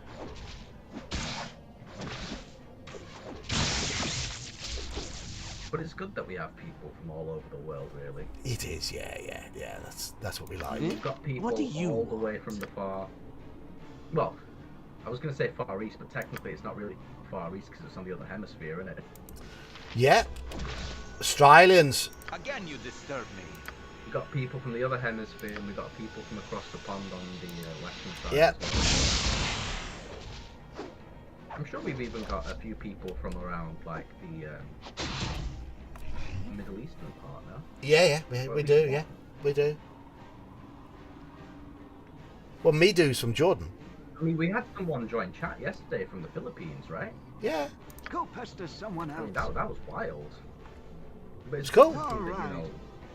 we're like sort of a globalized thing. It's not just the I British need and an Americans. ale. All right. I mean, we got invaded by Canadians, didn't we? I mean,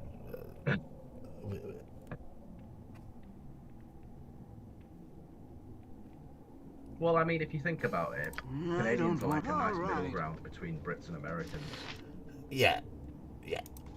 They've got similar Where to accents now? to them, but more similar mannerisms to us. Yes. Of yes. course, yeah. You don't even need a copy of OSE. If you've got Moldvay Basic, that'll be enough. That'll be fine.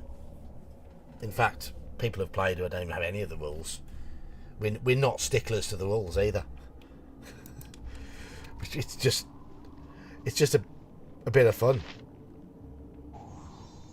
Well, I've only ever played in a session that John has run in terms of OSE, but the way that John runs it is very not laissez-faire, but like if you suggest something and he thinks that's fair enough, then he'll allow it. Absolutely. But that's the way it should be again. Well, at the end of the day, it's about fantasy and role playing, isn't it? You know Yeah, what I of mean? course. So It's about having fun. this Saturday won't work, that's fine. No worries, That's mate. fine. Well, you know, it's one of those where there's no commitment needed. It's like drop in, drop out, you know. So there's no Yeah. pressure to stay the whole session or anything. Or even if you're free and you just fancy popping in and listening just to see whether it's your thing, that's Or what you just do. you can. The rule of cool and relaxed game, yeah. And sometimes people just pop in and give a shit as well. It doesn't matter. It really doesn't. We're not. Would you believe it's not me?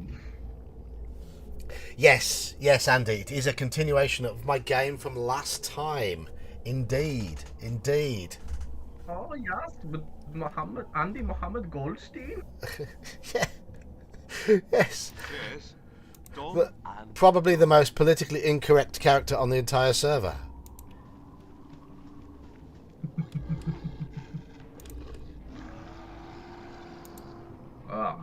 Comrade, it will be fun when one day Andy Go meets pester Oswald, someone else. the hardcore. Yeah. Lululul! For sure!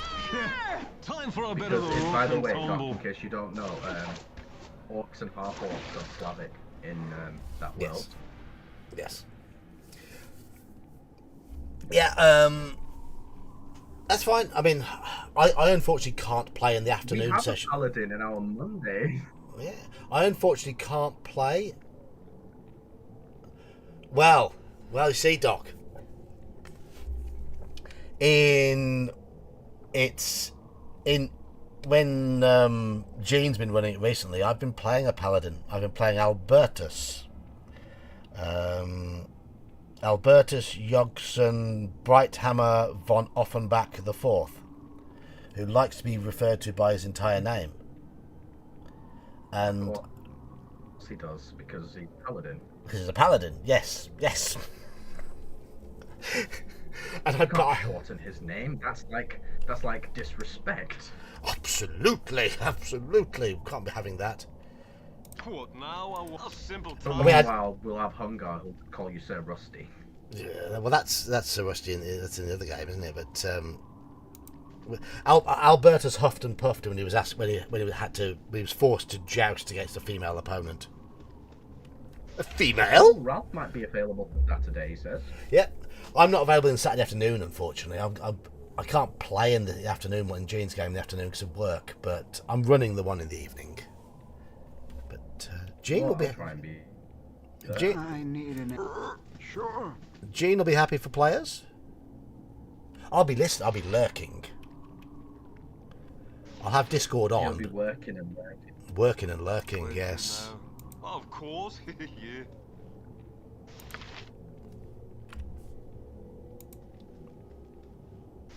Right, I But think. yeah, it's all like really easy going fun stuff. Nothing to worry about. Just as long as everyone's having fun, that's what we I care don't about. want to talk. Yeah, absolutely, absolutely. That is all we care about.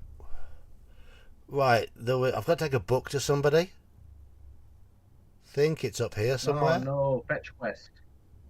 Why? Yeah, of course it is.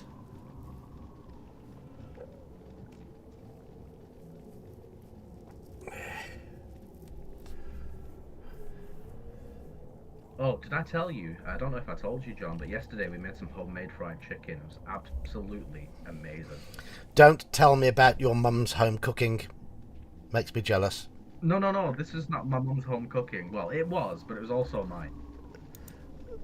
It was techniques your mum had taught you, I can guarantee you that. No. Actually, I taught mum. Oh, well, there you go. Well, I wouldn't say I taught her how to fry food. She knows how to fry No. food anyway. But when it comes to this recipe, I was like, look, this is how we do it. Well, I had smoked haddock and rice for tea tonight.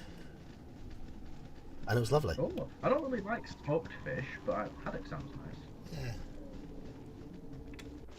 Considering I smoke, it's quite weird that I don't like smoke flavour. Why me? Rurach spleen splitter.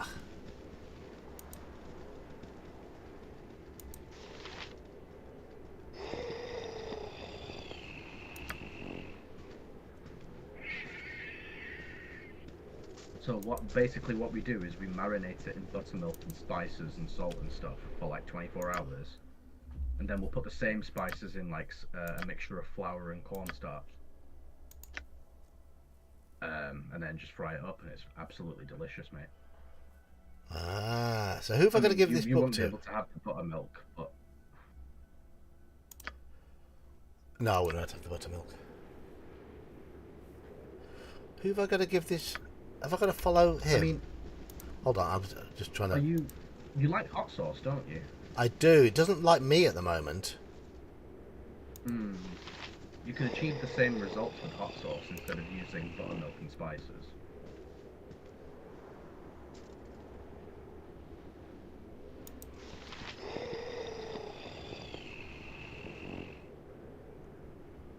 Ah, I think I've just got to walk up to him.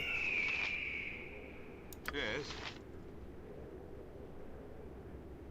Done and done.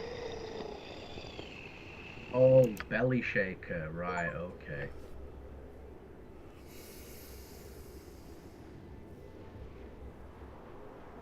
Is there another book? There's someone else.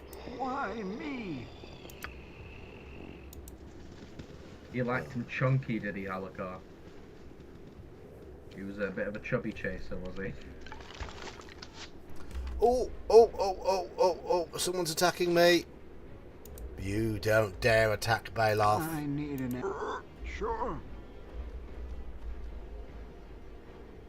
I don't want to Every talk. time something happens and I can hear you talking about it, Your it's worthless just lives reflect on end the here. screen. Come on. For sure! Little For sure! Get the bastards. Get 'em.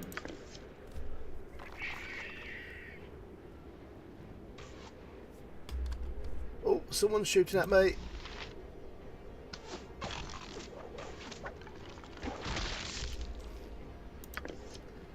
So we've done Oldcaster School then. We've just fetched the book for the ghost. And that's pretty much this bit done. That's pretty much all of... Oh, nice. I think. Don't think there's anything else down there. Not that I know of. Not that I can remember. How close are my characters for getting up a level? He's miles away.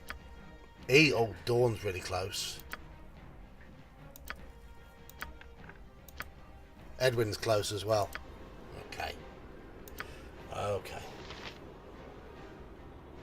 What about his presence offended you, Halakar?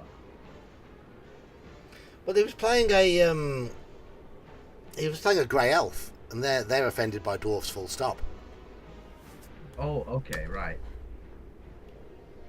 Is it like a D&D version of racism or what? Yeah. Dwarves and elves. Strange, I do not feel so well. You know They're the known for not getting- you know the whole Tolkien, Well, Gimli and a Legolas simple thing. task. Go pester It was copied for someone. it was copied for D&D. Oh, I guess that makes sense. You are as directed for now. But I mean, it's dumb because I you know need an there's character Why growth that's me? clearly shown. Yeah, You know yeah, what I mean? yeah. Absolutely. But it was copied for D&D in the sense that dwarves and elves don't traditionally get on with each other in D&D either. So Why? Just fuck you. That's why. because it's a culture clash. I don't want to talk. All right. Dwarves see elves as frivolous and wasting their time on things that are unimportant, and elves see dwarves as boring, unappreciative, and grumpy.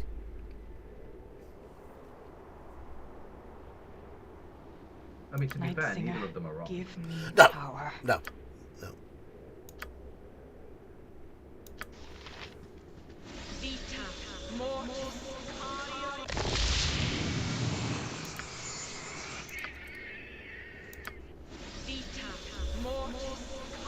Pointy-eared tree huggers. There you go. Ulza? Ah, okay. You must be talking about the elves. Yes. Well, of course, Go well, pester someone else.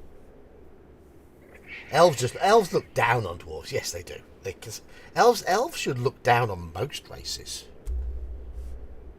Why? Because they're taller. Well, in D&D, they're not. Well, they're taller than dwarves, aren't they? Yes, they are. Yeah. Yeah, so they physically look down on them as well. But no, metaphorically. they're longer lived. They do. Elves in general really do typically consider themselves to be somewhat superior because of their long life. Yeah. And Doc and I are on the same page. It's like, well, yeah, they'd have to. They'd have to look down on them. yeah.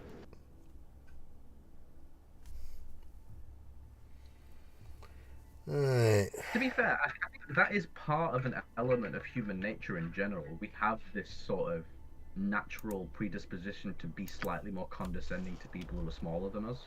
All right. Oh, don't I just know it? Well, you tell me. Chat, if you didn't know, I mean, I am 5 foot. Andy, when we met him, he looked down on all of us because he's freaking giant. He's so tall. Yeah. I'm like, what? Andy's a big guy, yeah. And I'm 5'5". Gingerbeard's tall as well. That's true, yeah. But it's funny because the mental image of Gingerbeard is almost dwarf-like. Not Yes. in an offensive way, but Yeah. because of his beard and stuff, Because of his right? beard, yes. But then yes. you meet him and he's really tall. Yeah, he's a bit. And it's like, Time for a bit of a rough and tumble. his I don't know, like, he's half giant, half dwarf or something. It's very apt that he married a Norwegian Yeah. because he looks like a Norseman. Jalcales? If you put Gingerbeard in one of those music videos that Ralph has shared or that I shared, he wouldn't look out of place. Not at all. Oh no! I've wandered into basilisks. Oh, knackers! Oh,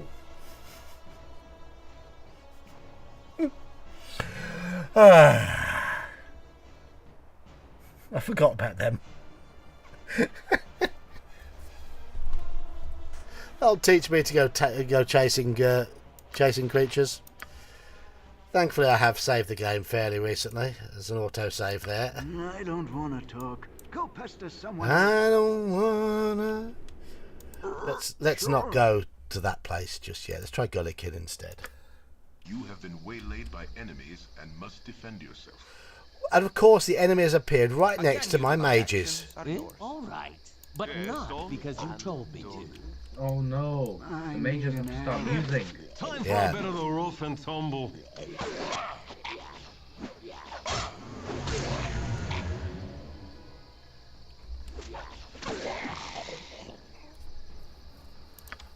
Okay.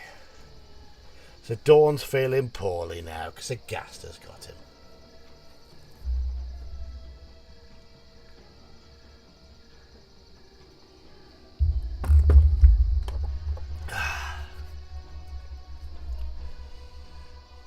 How much XP were we away from leveling again? Yes, Halakar, you know. What's he saying? Yeah, okay. Okay. Why me?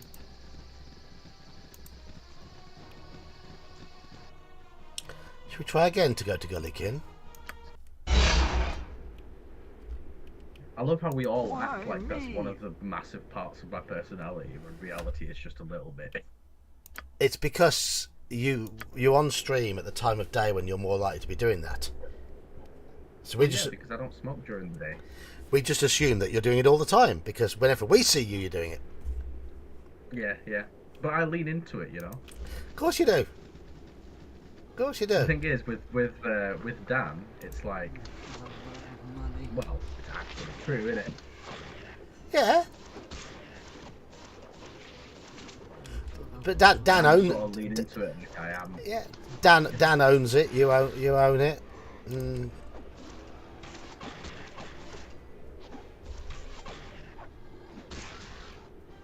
I Yeah. mean, thankfully, I don't, need it to function. I don't want like, to in my talk. day-to-day life. You know what I mean? I just enjoy it. Sure. Yeah.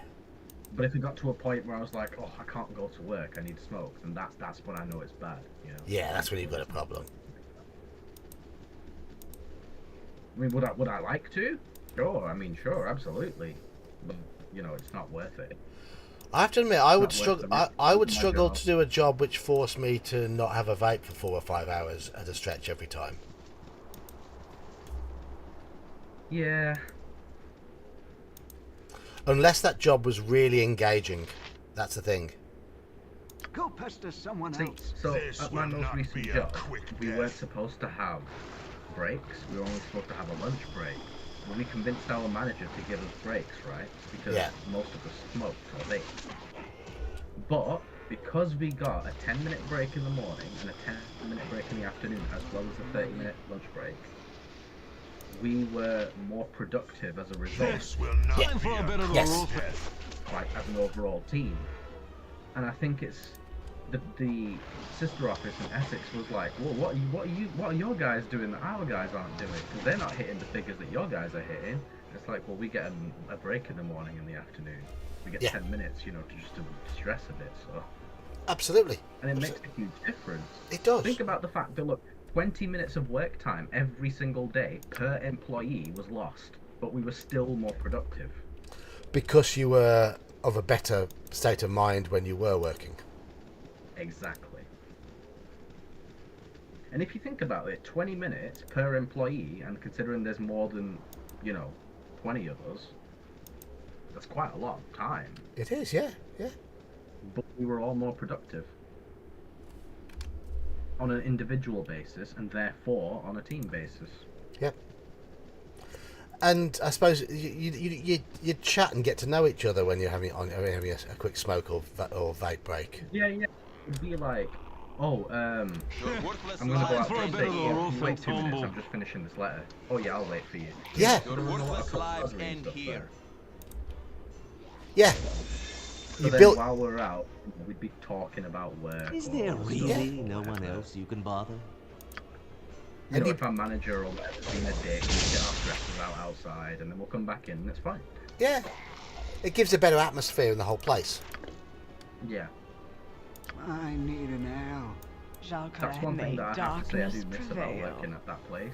Yeah. The fact that, they were understanding, like, it was like, right, I know you're not supposed to, I know it's not in the company procedures and policies, but please allow us to do this and we will repay the favour.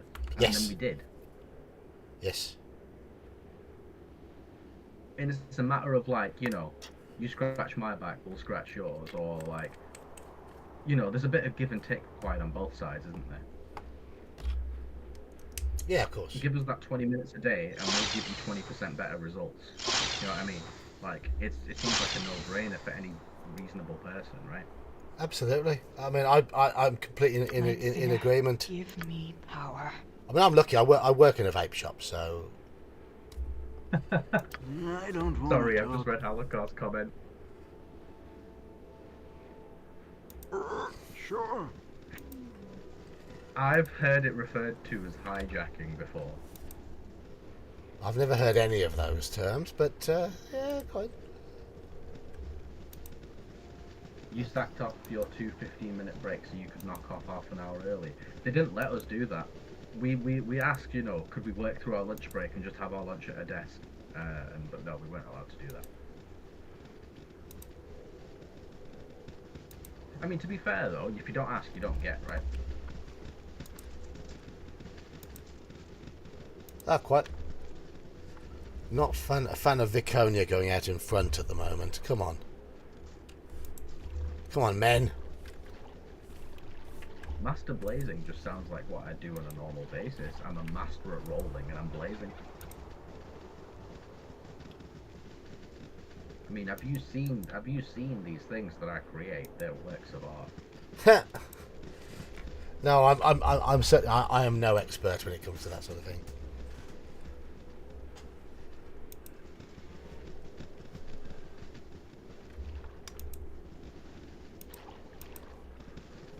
I hope.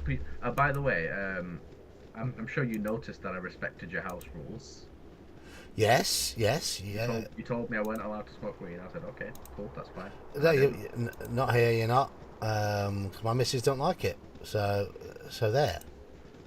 So And look, I could have even. I'm not saying that I would have, but I could have been like, oh, she's not even here, mate. You know what I mean? But I'm not one of those guys. No, don't be that guy. Don't be that. I know people who are that guy, and I hate those. Yeah. They're the same types of people who, when I'm fasting during Ramadan, they're like, oh, go on, just have a bite. No one's looking. Fuck off. It's not about that. No, so it's about the morals and the principles within myself. It's about respecting other people's wishes, isn't it? Really, and Yeah, it's like, okay. life is about give and take. Yeah. I would say it probably is, Ralph. You'll probably mess up maybe 1 or 2 times, and then after that, it'll just come straight back to you.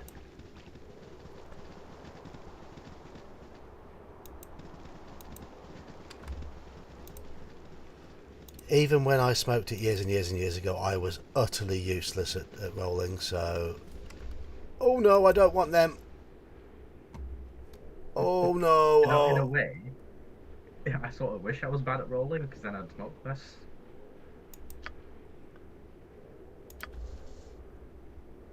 Okay, so I know these guys are tough.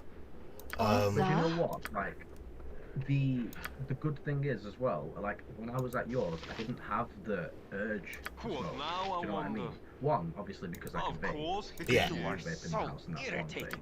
But 2, because I was actually enjoying myself and it was something new and I was just Yeah. enjoying getting to know you better and stuff. I was engaged. and I That's didn't someone even else, think you about filthy it, right? swine. I mean, half it is about I don't think about vaping when I'm busy, when I'm enjoying myself.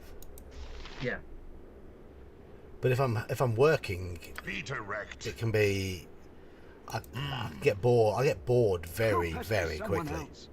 There was a TED talk from this guy about addiction and drugs and stuff like that, and he said the opposite of addiction isn't sobriety, the opposite of addiction is addiction. And I was like, holy fucking shit, he's right, because if I'm actually enjoying a conversation with someone, Speak and be or gone. enjoying talking to someone or getting to know someone or whatever, then I don't think about all the stuff that I'm addicted to. I don't think, oh, I need a fucking puff right now. Do you know what I No. mean? So like, while we've been on stream, you know, my vapes are sat right in front of me, and I've touched them, what, 3 times in however long you've been on? Yeah. My I'm method now. is a layer of brown, a layer of green, a layer of brown, And I put my roach on the right hand side, and I roll it, and it's like a cone. What is it now?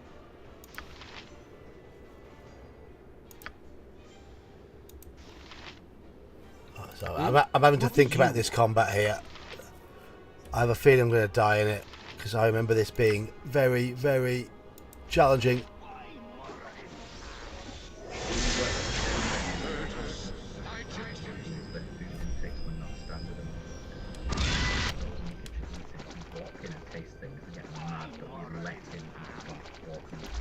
Well, I mean, that's his own fault for not doing his own due diligence on what he's eating. I can't blame you for that.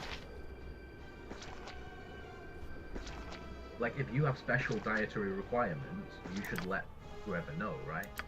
It's not up to them to read your mind. Yeah, that's true. I agree with you. Right, okay. I'm going back to where I was because... Like if you're allergic to shellfish and you go to a restaurant, you're going to ask, does this have blah blah blah in it, right? Same if you eat halal meat only, you're going to ask, is this halal? Like I would. Yeah. It's like if I go to a restaurant, I have to... If I'm not sure whether something's got milk products in it, I will have to ask. It's up to me. Yeah, exactly. It's not up to them to be like, well, I mean, I guess some places do you have any special requirements? But more often than not, it's you have to say to them. Yeah. Yeah, it's up to you to be responsible. For your own health, yeah. What skins you use and how many? Rizzler King Size Silver. And I just make single, like, long paper ones. But I'll make a few of them.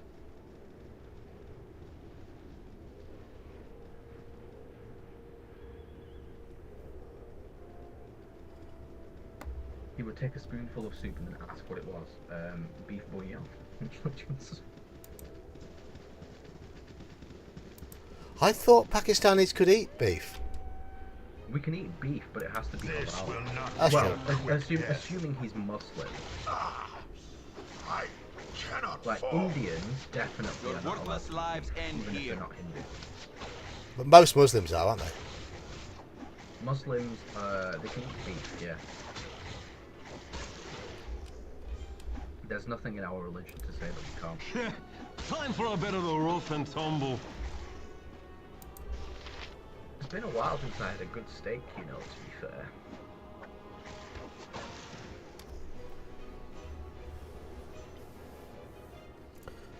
Right. That group... Have that you ever had Wagyu beef, John? had what? Wagyu beef. No, I haven't. It's Japanese cow. It's so effing good, mate. It's expensive, isn't it? I mean, I ordered one online from a halal like meat distribution website, and it was the same price as I would go and just pay in a restaurant for like a normal choice steak. You know what I mean? A good quality steak. So you pay like 25-30 quid in a restaurant for just an average steak, right? I paid Do you? 25 quid plus whatever shipping, and I got this actual Wagyu steak, and it was frozen, and then I cooked it up, and it was absolutely delicious, mate. I can't explain it. I've never almost paid like- 25 quid for a steak. I'm tight. Mate, I am too, but if I'm out and about, you gotta sort of do it, innit? Yeah. Right, these I'm arriving in Gullykin here. This is Hobbit land. be direct. Blues, I like as little paper as possible, Ralph.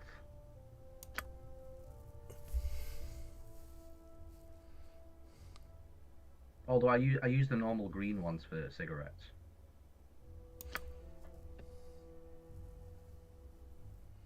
You had a chicken what? John, do you know what that word is? I don't know what chicken jalhandri is. No. Okay, well, I've not heard of it, and I'm Asian, so... That stuff is scary expensive. It can be, if you... Because they have grading systems, don't they, Halakar? So if you get, like, the A5 top-of-the-range stuff, yeah, it can cost you, like, $1,000 per steak.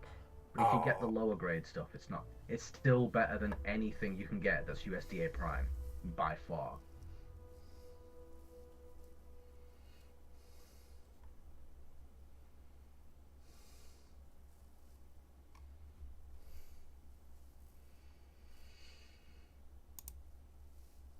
Right. I am going to rest because I want to take on that group at the bottom, but they're tough. Ginger, garlic, onion, pepper, coconut, cream sandwich. Oh, jalfrezi. No? No, that's different. Jalfrezi doesn't have coconut cream. No, it doesn't. No.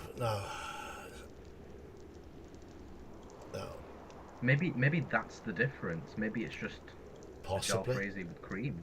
Possibly. Because it has jal in it. Yeah. Sounds nice. Well, I mean, are you allowed coconut cream? Yeah. Because it's not real dairy. No, it's not, is it? Okay, yeah. If I was to get a curry from like out and about, I would get a madras. That's the closest to what my mum makes. I'm sure you can attest to that as well now, John. Yeah, yeah. I mean, yes. Your mum's curry was along the lines of what I would expect from a madras. Yes, yeah. Yeah. But in terms of spice level and flavor profile, you know. Yeah. Except the big difference with your mum's curry though is quite how tender the meat was. It was clear that the meat had been cooked for a good length of time. Oh yeah. Whereas in a curry house, it's all fried up very quickly. But it's clear. Yeah, they do it in like 10 minutes, don't they? Yes. But your mum had clearly put it in for several hours, which meant that the meat was really tender. Really, it was lovely. Literally falls off the bone. Yes. Beautiful. You know what's quite interesting though? My mum's never made things like ribs, and I think with the techniques that mum uses, ribs would be like one of her best dishes.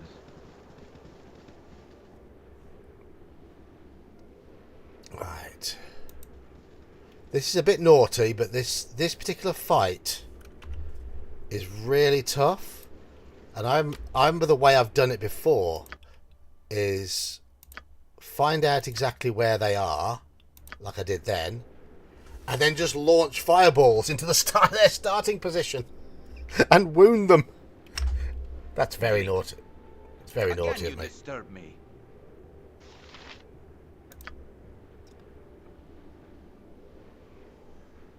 So I'm going to do that. I am going to do precisely that. Eh? What do you want?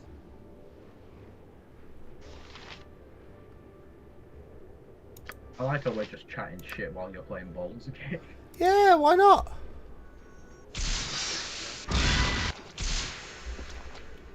You know what? It's my fault. But I should not have because you brought told some me for to. everyone. Andy. But you know what? Next time I will bring some for everyone. We can have possibly like a group meal or something.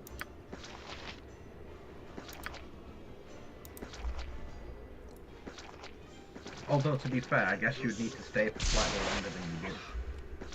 Yes. You know, spicy food. Honestly, Spicy your food. presence would have been. Sorry, go on. The spicy food has started growling with me. I mean, I've eaten tons of it over the years. I love it, but it's been giving me grief in recent months, which is a bit of a worry because it's my favourite. I love it. Andy, your presence would have been welcome in the one shot that John ran.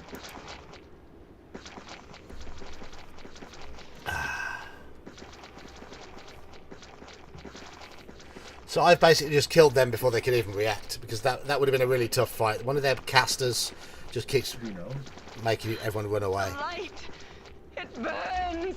Maybe next year I'll have developed my own one shot that I could run. Yeah.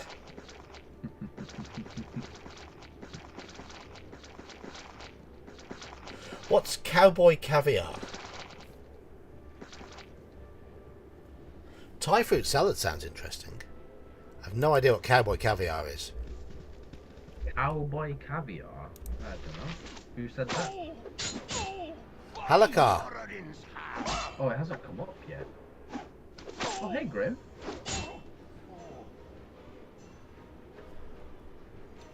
Grim hasn't got a gallbladder. That's... Is the gallbladder what helps deal with spice? I don't know. Or is it because it's done something to, like, your internal, you know...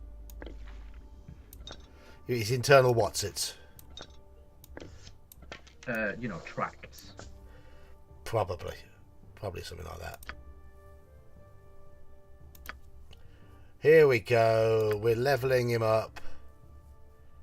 Huzzah. Best mage in the game.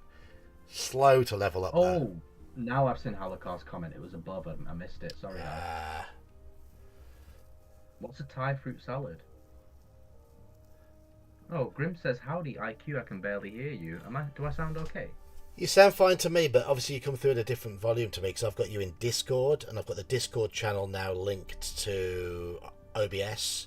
I've got you on the same volume level as me in OBS, but it might be might be down to your what's your Discord volume levels like? Normal, I think. I haven't changed them on the laptop. They've always been fine. Let me have a little looky-loo.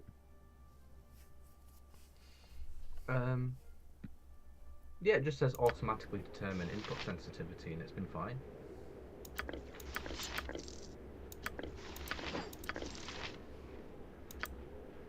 Output volume, I can turn it up. Grim, is it okay? Just let me know, and I'll try and adjust it. I'm quite quiet over the YouTubes. What? My settings for me with this particular microphone, I'm at plus or minus 0 decibels. Iman's at plus or minus 0 decibels, and I have the desktop audio at minus 14 decibels. It seems to be about the right balance in my ear, but there's no echo this time, is there, Andy? Because you remember last time we did this, there was an echo, weren't there? There was.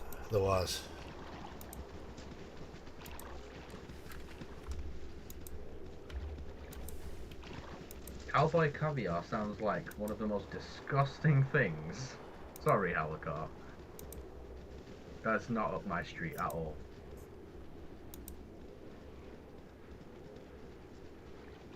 Okay, the Thai fruit salad is better. Yep. I think they both sound nice to me.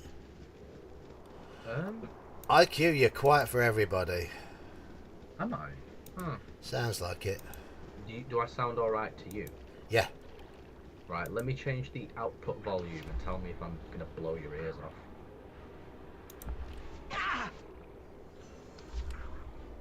Peter wrecked. Okay, how's that? Go pesticide. Well, that's the same to me as you were before. I'm the same to you. Am I louder on YouTube, guys? I need an It L. might be me having to adjust things at my end. Here. We'll check. Let me have this fight first. Yeah, no, I'll do that. I'll fiddle with these settings. How's it now? You're not changing for me at all. Am I changing for YouTube, is this? I don't know, because I'm not listening to you through YouTube. No, I'm asking chat. Okay. Sorry. No, don't apologise, mate. It's all good.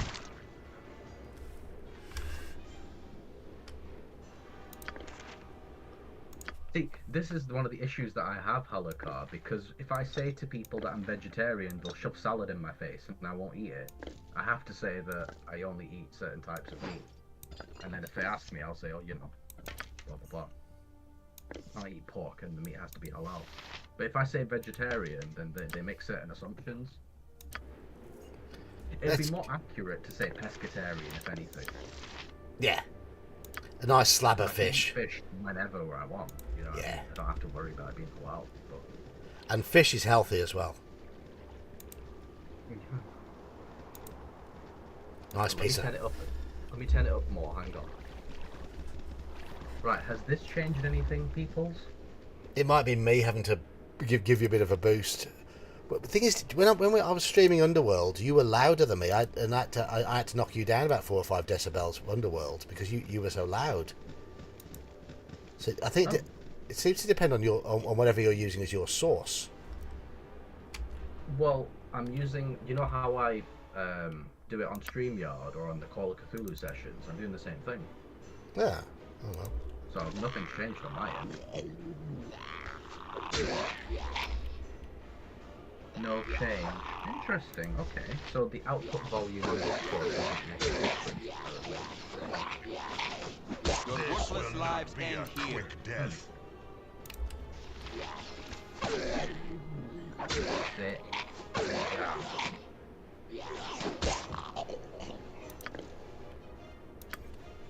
I mean, the only thing that sounds odd for me in that salad, that fruit salad, is the peanuts. I'm not a massive nut eater. I will eat them, but I don't actively seek out nuts to eat. Sounds perverse, but Yeah, I know. I was going to say pause.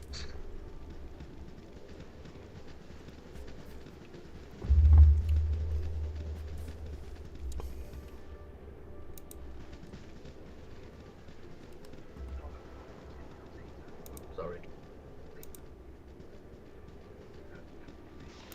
the halfling man. I wish I had my old tobacco pipe. Wish I had my old tobacco pipe. Yeah, I am a bit quieter than you. I've just checked. I'm not sure why. Because it was fine earlier, right?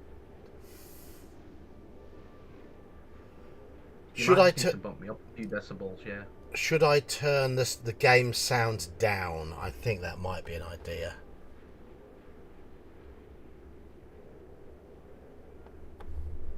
I don't mind satay, which has got peanuts.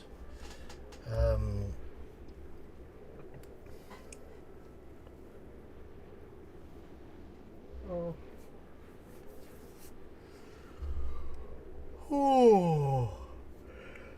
So today's starting to catch up on me. I've been such a busy boy today. Such a busy boy. I've been somewhat busy today. I'd helped my dad type up a statement. I cooked dinner for my family, cooked bangers and mash for wife and kids, and I had fish and rice. And I cooked my dinners for the next 3 days for work. I went to the shops to buy the ingredients. I recorded 1 video and edited 4 videos. Oh, the AD&D and OD&D video. Yeah, that's the only one I recorded today.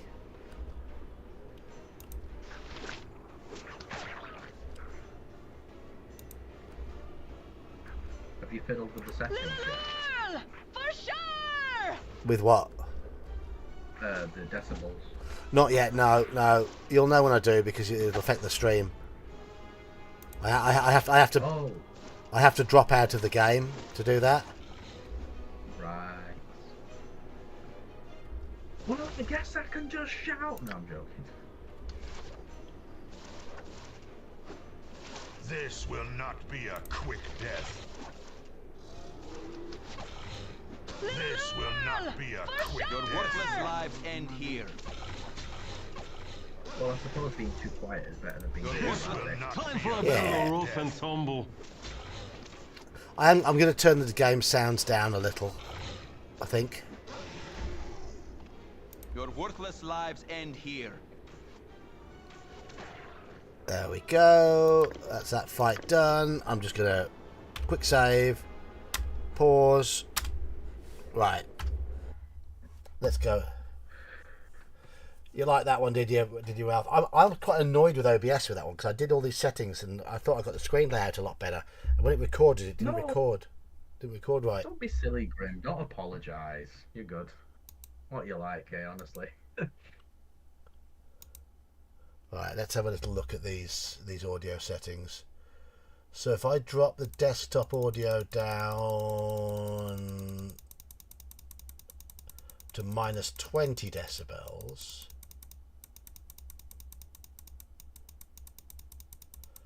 and I pop Discord up by a couple.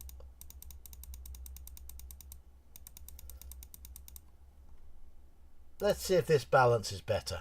Right. Talk him on, talk. Boogity boogity boo, I'm looking at you. Yeah, I'm just going to check the sound on my YouTube stream as well.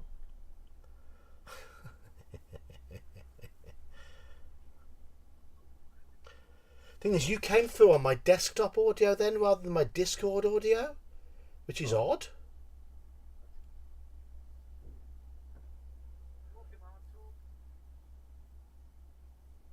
This is confusing. I think right. Even quieter. Okay, what I've worked out is the way this is set up on here, the desktop audio level is affecting the game and you at the same time. So I'm going to have to put the desktop audio up, but drop my sound settings within the game. Okay, yeah, let's try that. That must be why you're quiet. So I hope this doesn't... You guys know me, it's not like me to be quiet. No, it isn't like it. Right, okay, just... Well, I mean, I am until you get to know me, and then I don't shut the fuck up, so... Yeah, quite. Okay, right.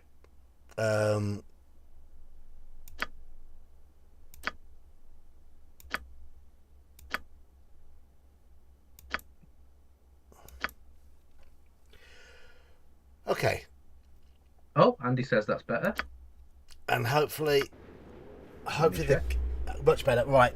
So now we know that for some reason the Discord audio isn't having any impact on Iman's volume whatsoever, whereas when I ran the Underworld stream, it did, which is bonkers. I don't get it. Don't get it at all. Right, I've turned the sound volume, the game sounds down, so hopefully the balance should be a little bit better. Yeah, I'm just going to talk for a little bit so I can see the difference in our voice levels. Blah, blah, blah, blah, blah. Your worthless lives end here. They're moaning that they can't ignore you now. I can see that. Gandalar Luckyfoot. Hello, Gandalar Luckyfoot. How are you? Who are you? Well met, traveler. Gandalar Luckyfoot at your disposal.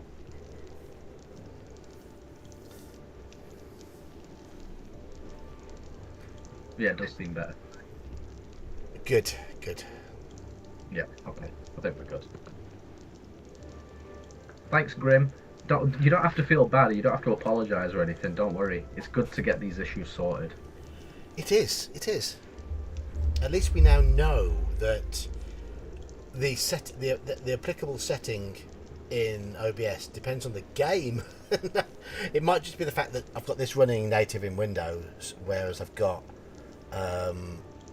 Underworld when I stream it running in a DOS box. I was going to say, yeah, it must be in a separate window, right? Yeah. Okay. Yeah, so on the Ultimate Underworld stream last time, not only was I louder, but there was an echo as well. So you heard two loud me's. Yes. And it was not fun for everyone. Yes, double Iman, double trouble. It's like, for fuck's sake, one of this guy's bad enough. Now we got two. Firewine Ruins. Grim, I was watching your Dracula video, but then Yog started streaming, so I had to stop halfway through, but I will finish it. Was Grim doing a Dracula video? Yes. Yeah, I think she posted it on Bear's Discord. Ah. I didn't know that. Still don't know why my headset mic goes quiet when I come off mute. Yeah, that's weird. I'm not sure, Andy. But we'll have to figure it out at some point. I think it's just the automatic input sensitivity thing, because that was my issue for however long. It does feel like there is some sort of automatic... it's automatically detecting your voice and trying to adjust its volume accordingly, and it's picking up slowly. That's what it feels like, Andy. Why? It's not reacting Because to you you remember immediately. when I first got this wired headset, but I wasn't using the laptop, Yeah. and it wouldn't pick up my voice until I'd been speaking for a good 5 seconds or so you didn't hear the first half of whatever I said. No, quite. So I think it's something like that. I think, a crafty hidden setting somewhere that... Yes. Well, of course. Yeah. Yeah, well, we can, at least John and I can reassure you that we're not ignoring you on purpose, mate. It's, if we're talking over you, it's because your mic is doing the thing that it's doing. I know there is some amount of talking over each other anyway, but to that extent, yeah, we wouldn't do that on purpose, mate. No, so I do quite. apologize. I don't want to talk. Well, Why me? ah, Yes, and some of the names ring a bell, John. You know, Dr. Seward, Jonathan Harker. oh.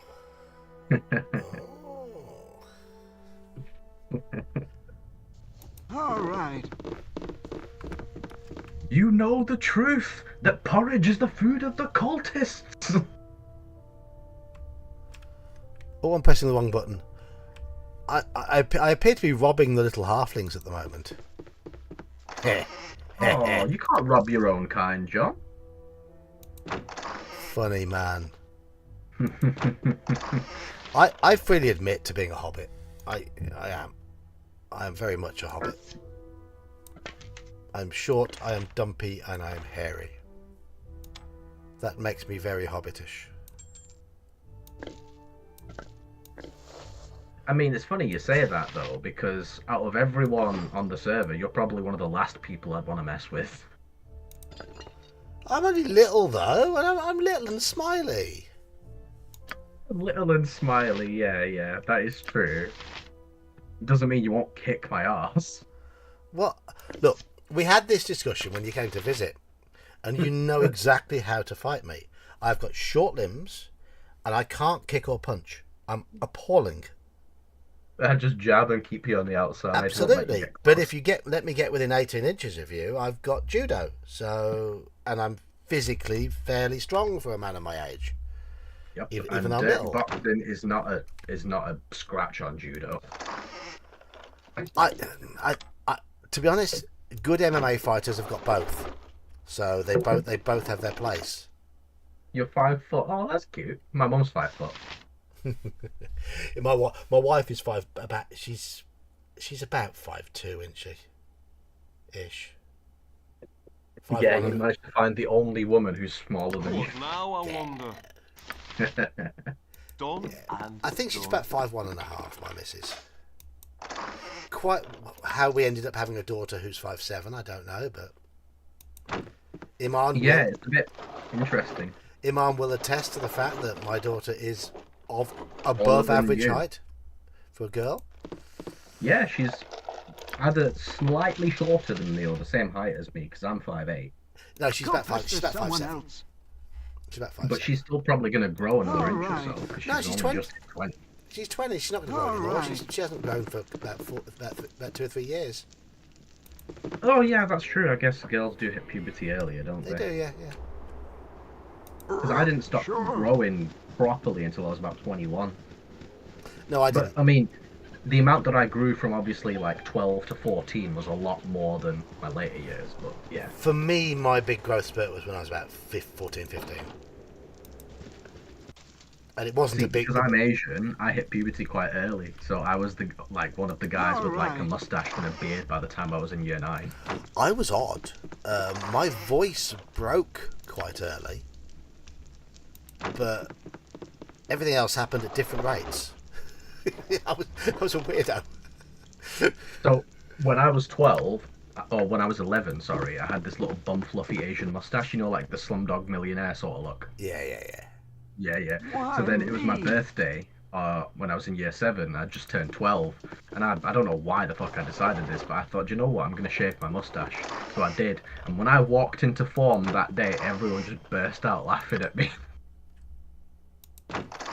And I'm not sure why, because I was the only one who had facial hair Yeah. of all the boys. It's like, if anything, I should be laughing at all of you.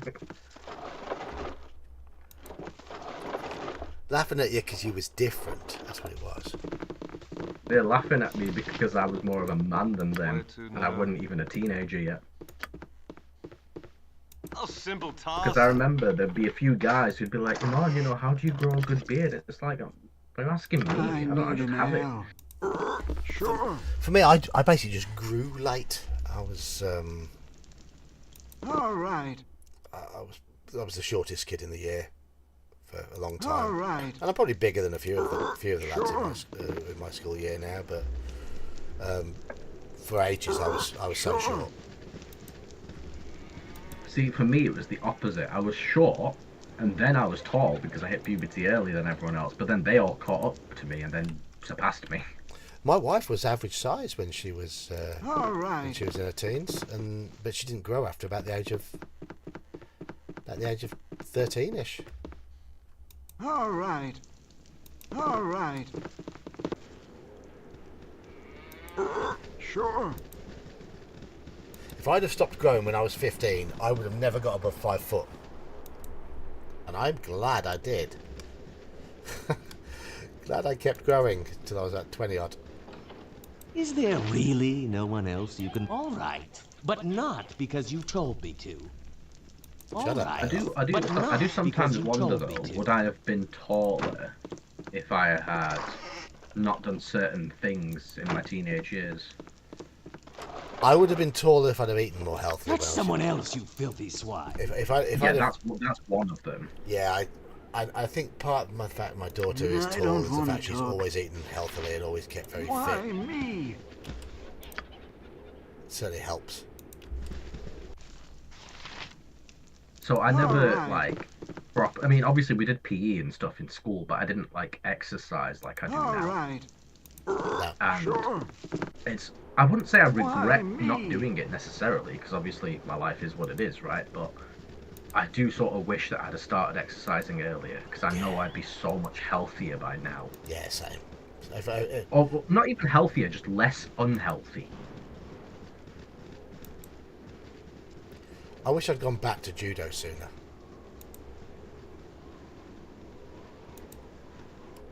So it basically took my kids giving me a kick up the arse to go back to it.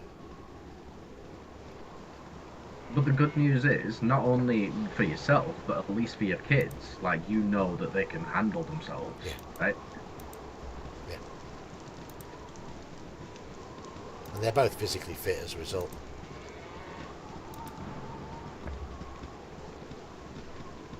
I need to go back to it again. I still mean to. I still intend to. It's just not right now. The thing is, with your physique and your technique and stuff, that you can transfer that to pretty much any martial art. You don't have to stick with just judo. I don't mean just judo, you know what I mean? I'm not interested by jiu-jitsu.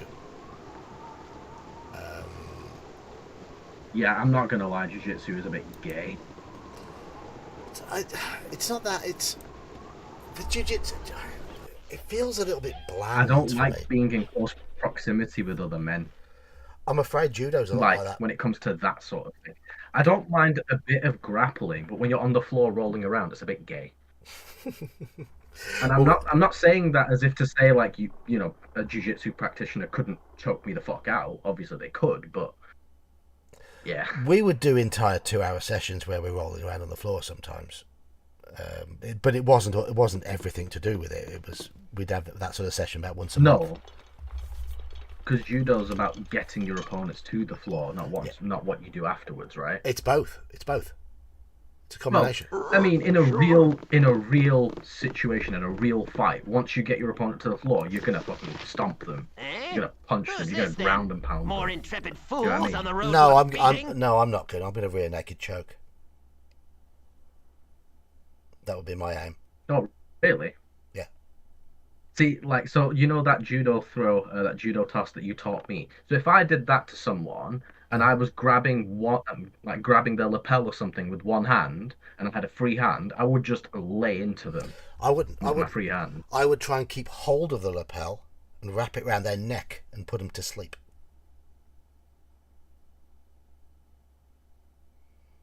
That would be the plan. That would be my instinct. Keep hold of them. I guess it depends on what the person is doing, right? If the person isn't a real threat, then yeah, I'd probably just choke them out. But if they're a threat, I need them to know that, hey, I will fuck you up if you don't stop. It's the opposite. I think it's the opposite. I think if they're a real threat, the sooner you put them to sleep, the better. No, you've got to emasculate them a bit. You have to. you think... Okay, I don't want to say it in a bad way, but some people like getting choked out, okay? Very, very few people enjoy being punched in the face, especially repeatedly. I don't think anyone's gonna like being put in a proper rear naked choke when your windpipe feels like it's crushing you. If it's applied properly, it depends. Being unconscious, especially being put to sleep like that, is actually really bad for your health. Yes, it is. Yes, it's only happened to me once, and I won't say it was unpleasant, because I did feel about 30 minutes after. Lightheaded. Yeah, I was high for 30. Yeah. Exactly. You see what I mean? You don't want to choke someone out and then be like, that weren't that bad, really. But I wasn't with it. Fucking lay into someone. I wasn't with it. They're not going to want you to do that again. If I'd have kept fighting, they'd have all killed me. I wasn't with it. I wasn't coordinated. I was all over the place. But yeah, so if I was to flip someone over and then have hold of them with a lapel, I'm not gonna want to instinctively go for a rear naked choke. My instinct is fuck you, mother. You know what I mean? My instinct to be, I guess it's judo. When our shop got robbed and I caught the kids in the shop.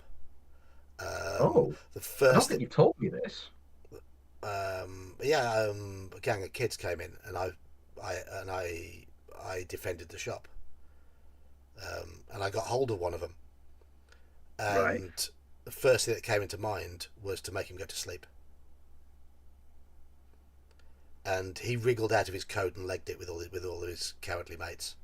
See, I would have done the same thing because he was a kid. There were 6 of them in the shop and 2 outside.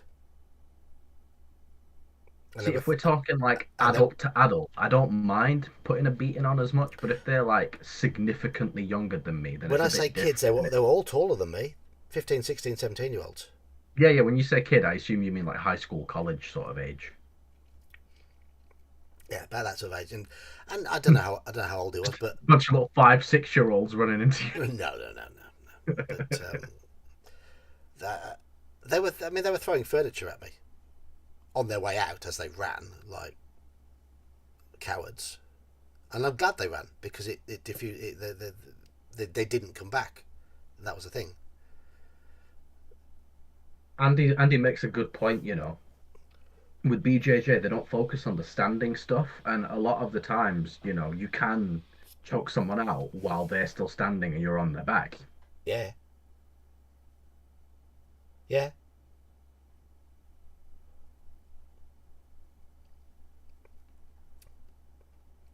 Or like if you're up against someone who's a bit of a wrestler, for example, they're going to want to go to the ground, aren't they? Of course they are. And you're going to have to do your best to keep it standing. Yeah, of course they are. That's their strength. Yeah. Wrestling is really, really good on the ground. It's really good. But the good thing is, though, is if the jiu-jitsu practitioner gets on the wrestler's back, the wrestler their technique is to get on their knees to build a base and get up. But getting on your knees is the worst thing to do when you have someone on your back. It varies. It varies. Because if you're the bottom half of your leg is trapped underneath the top half of your leg, and you've got all your weight and all the opponent's weight on that, you ain't getting up. The only thing you could do is roll over. Or get choked or get your face punched in. It depends on the position you get yourself into. You can get some leverage somehow. Especially if you're with a high level jiu-jitsu guy, like he ain't letting you out. If they know what they're doing, if they're using their weight correctly on the right bits of your body to prevent you. Yeah, I mean, I've stood up with someone attached to me before. All real hand-to-hand ends with both people prone in no time flat. Yeah, if a street fight lasts longer than 5 or 10 seconds, it's going to go to the ground. Yeah, I think that's pretty fair to say. Absolutely.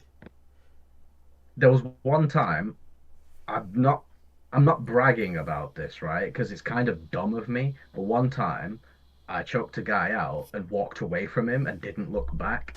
And he woke up and went for me again, and I choked him out again. That means you didn't choke him out properly. It means you probably used Well, no, I let go because I didn't want to hurt him, right? If you choke somebody out, they are properly unconscious. There's a difference. It's not. People look at that sort of like, oh, the sleeper hold and all of that. I wasn't going for a rear naked try and kill him sort of style. It was like, are you going to stop fighting? You know, like this guy was starting on me. Yeah. And I just held him to say like, you better fucking stop. And he slumped to the floor, right? Not with like I don't know, with some weight, as if to say like he was a bit. Most judo chokes, if applied properly with the, because obviously the judo gi is useful in a lot of them, but there's a lot of them where this part of the arm, the wrist, the bones, you get that against the Adam's apple, and if you can get that on for about 5 or 6 seconds, they'll be asleep. That's all it takes. All it takes. Yeah. Well, the problem was, it was one of my friends. Well, I say friend, but he got a bit drunk. And you know what happens to some people when they get drunk? They're a bit like, full of bravado. But it's one of them things, like, I don't like hurting people, really. Like, despite, how aggressive I do seem. It's more of a last resort for me. Like, I would much rather shout at someone, swear at someone, than physically hurt someone. Apart from that time that the gang of kids came in and tried to steal from our shop, I'd only consider that I've only ever considered that I've put judo to use once. And I didn't actually have to do anything. It's because it made me calm. And the guy it gives you the quiet confidence, doesn't it? And the guy just backed away. Just backed away enough to... Again, it was at the shop, and it was a drunken guy on a Sunday morning trying to sell stolen goods, and he wouldn't go away. And then he started giving it all the mouth, and my gaffer says, I wouldn't touch him if I was you. He's a black belt. And I was like thinking, oh God, no, don't tell him that. It's a red rag to a bull. And of course, he put all his stuff that he'd nicked down. He was like, but I managed to keep calm, and I just sort of took my glasses off, as you would, just strode towards him. Is it like when that ginger Yorkshireman took his jacket off? Yeah, strangles, not chokes. Yeah, you're right, Andy. Strangle. Yeah, true. There's a distinction. But I basically methodically moved my way towards him, and every time I moved towards him, he backed off until I got him to.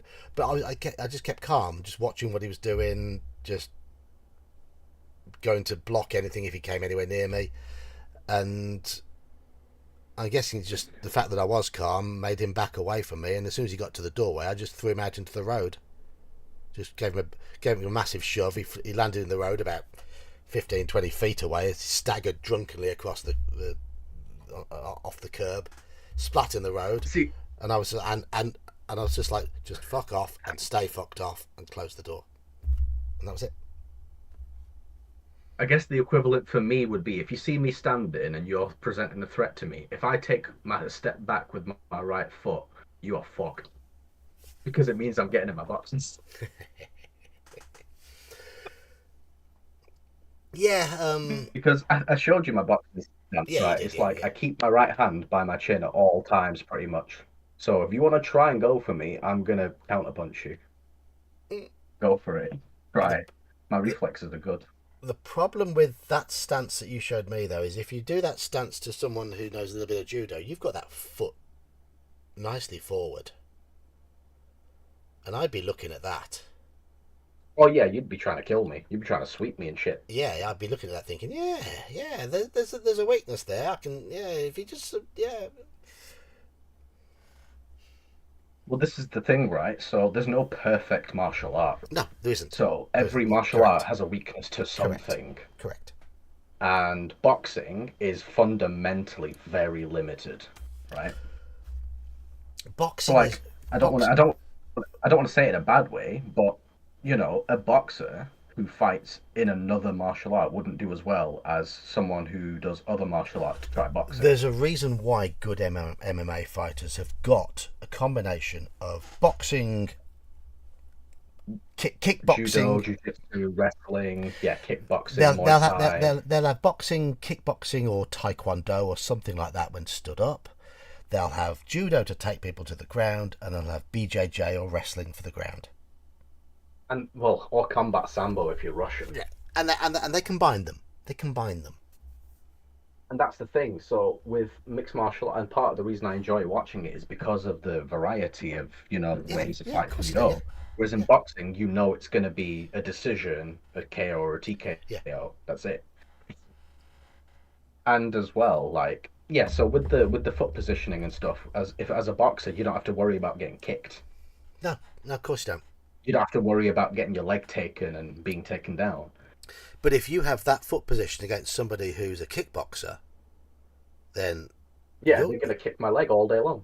Yeah, your knee is going to be very, very sore. They're going to aim for that. Yeah, so boxing stances are traditionally quite bladed, as in, you can only really see one side of my body. But if I was in a kickboxing stance, I'd be a bit more square. Because from the angle that I showed you, it's hard to throw a rear head kick. But if you're more square, you can turn your hips over. Yep. I mean, I've had that sort of discussion quite a lot with Daniel. And we've basically come to the conclusion that we're very, very different cultures. Very, very different cultures.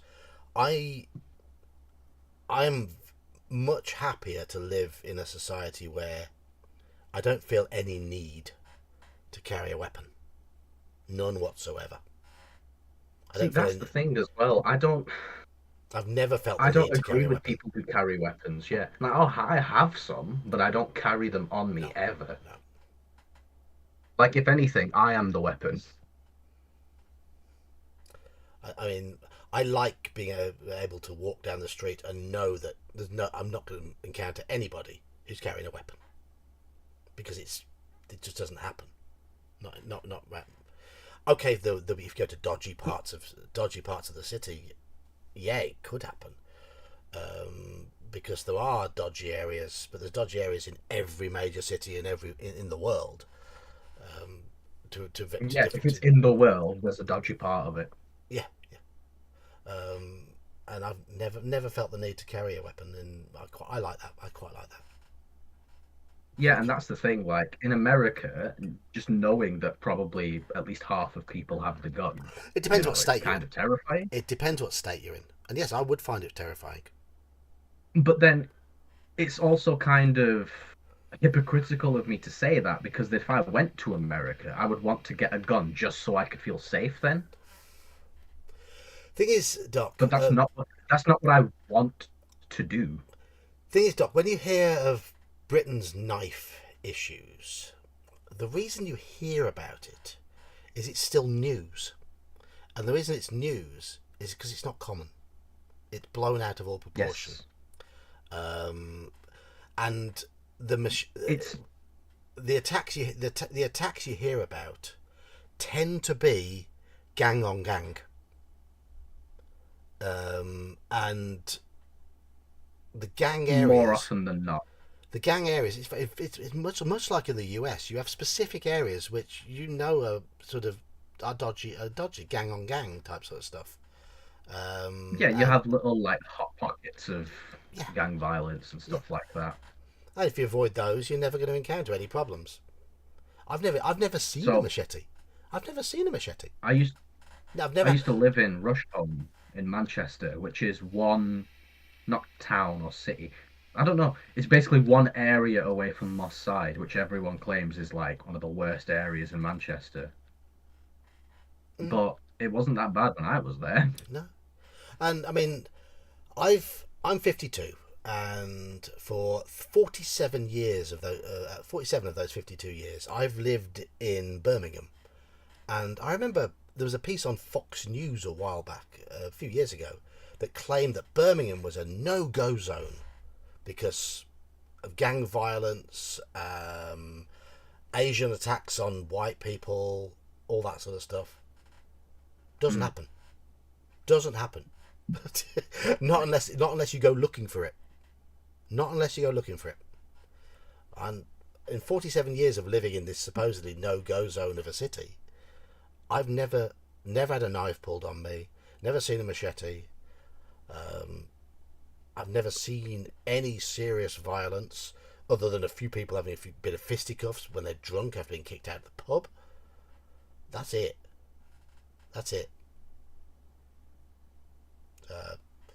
I know of people who have been stabbed, but it is few and far between. More often than not, it's a fist fight.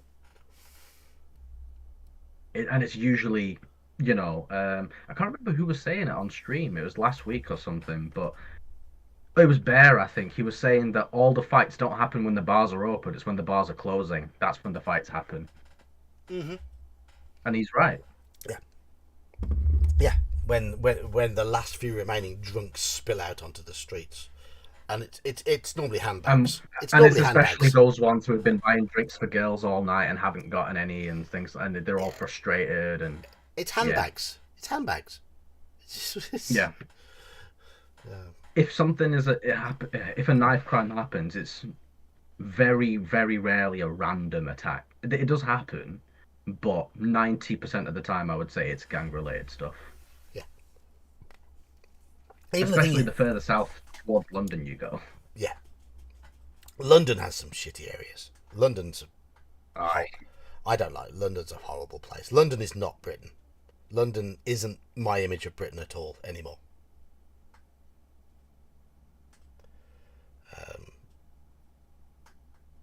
But hey ho. But like that being said, like just because I know knife crime happens doesn't mean that I should carry a knife just to feel safe. I mean, that's such a dumb way of thinking. You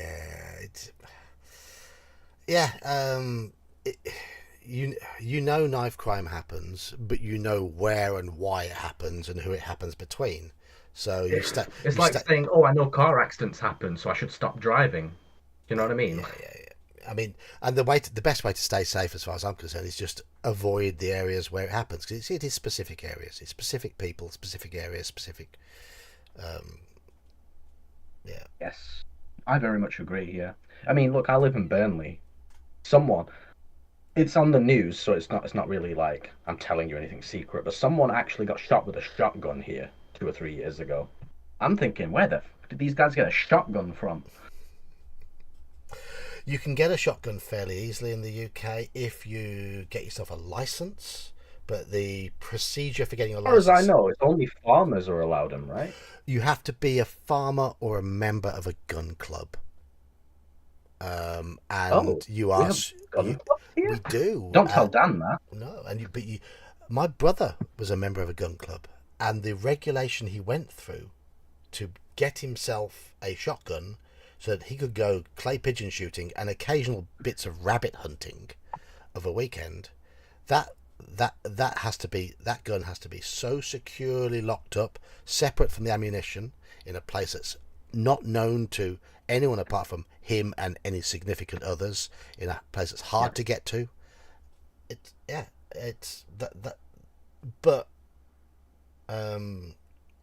Yes, we have a bunch of measures in place to stop stuff like that from happening. And of course, I mean, dodgy people will get hold of weapons no matter what, wherever you go. It makes it more difficult, and the vast majority of muggings here in the UK, the mugger is unarmed because because they know that the law will punish them three or four times the sentence if they carry a weapon. Yeah, that's why we distinguish robbery from armed robbery. Yes. Armed robbery carries a massive sentence, whereas I think robbery should be higher than it is. But Yeah, I think it should be. I agree, but the fact that they're not armed, it shows a different sort of intent, doesn't it? Yes. Like, if you're armed and you're robbing someone, it's like, if you don't give me this money, I'm going to kill you. Whereas if you're just robbing someone, it's like, give me your money, mate. Give me your lunch money, dweeb. Yeah. Not saying that that's right, but yeah. It's a different culture. As I've said in my chats with Dan, we are from different cultures. Even though we share a common language and a common history, in our countries are developed in very different ways. Yes. So then that's the way it is, and I'm comfortable here. I mean, I'm not going to lie to you. If guns were legal in the UK, I'd probably feel less safe. Yeah. If I had a gun in the house, I think I'd feel less safe. Yeah, You know what I mean? I would. I'd be like, fucking, if we have okay, me and my brother sometimes have arguments, right? Yeah. But imagine if there was a gun in the house. Like, fuck that. Fuck that. Yeah. Anyhow, I'm going to continue with the game. Where are we? We've got the most amount of people watching, though. They must be enjoying it. Oh yeah, this conversation. I mean, this topic of conversation always draws opinions. It fires people up to talk. So, oh, yes, I'd like to see what the. Oh, okay. We have stuff we can buy. The reason I started boxing anyway isn't because I want to knock people out or anything like that. It's because I was going through some health issues and I needed to start exercising to help mitigate, prevent some of that, and it worked. And I just carried it on. Yes. It's good. Martial arts are really good for the mind. Really, really good for the mental health and physical health. Yeah. Like, the physical health is a thing that takes time to sort of improve, but the mental aspect, you can feel it pretty much straight away. Like, the thing is, Doc, we're not raised with guns, and I'm personally happy to not be raised with guns, and for my kids not to be raised with guns, and for the vast majority of our society to not be, because it just simply reduces the number of weapons out there. And yes, I suppose there might be occasions when you get in a fist fight, which wouldn't happen if there was a chance of somebody being armed. But if you avoid trouble, I've worked in a shop now in a fairly rough area of Birmingham for the last 6 years, and in that time, as I said, I had a group of kids trying to shoplift who ran away the moment I stood up to them, and a drunk guy on a Sunday morning who was trying to sell me stuff, who, when I stood up to him, backed away and ran away. Eventually I got shoved away. Last time I was in a fist fight, we're going back to probably 1991 ish. 30-something years, when I was a drunk, volatile student.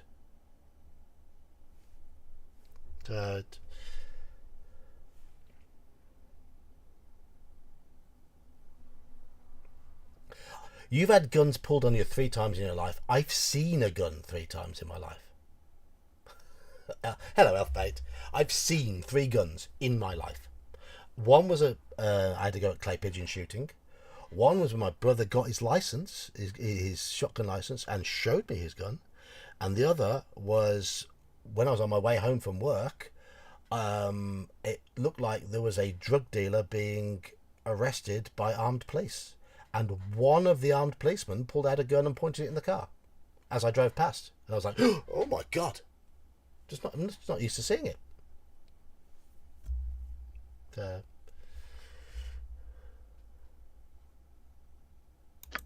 I've got a story about guns. Give me a minute. And that's in 52 years. 52 years.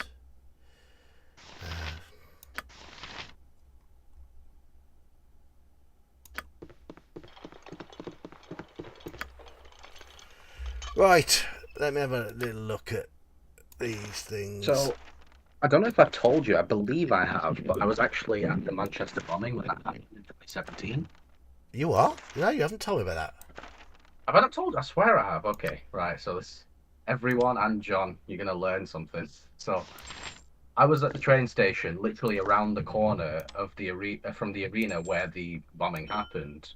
And I literally got there a minute after the bomb exploded, so I didn't hear it, right? All I saw was a huge crowd of people just running away from the arena. And I was thinking, what the fuck is going on here? Jesus. Long story short, I saw this girl. She had like holes all the way down her legs, like holes in her tights or leggings or whatever she was wearing. And I sort of helped her a little bit till the ambulance came, and I was like, right, okay, the actual professionals are here. I'll leave them to it. So I tried to call my dad, and I told him, oh, you know, there's been a terrorist attack. You know, can you come pick me up from Manchester, which is about an hour drive away? And he's like, oh, we'll go try and take a bus if the trains have stopped running. Yes, he actually said that. Oh, that's nice of him. Okay, I know. Anyway, so I went to the bus station. Buses have stopped running too. So I went back to the train station. At this point, all the SWAT officers had arrived, and I saw so many highly armed officers with full-on assault rifles and shit, and I shit myself because I'm an Asian guy with a beard and a suitcase. I'm sorry, but yeah, that is funny. Yeah, so the police officer, like the SWAT officer or whatever, came up to me. He was like, oh, you know, this area's cordoned off. You're going to have to go around the other way. I was like, yep, okay, sure. Yep, yes, I will. Yes, thank you, officer.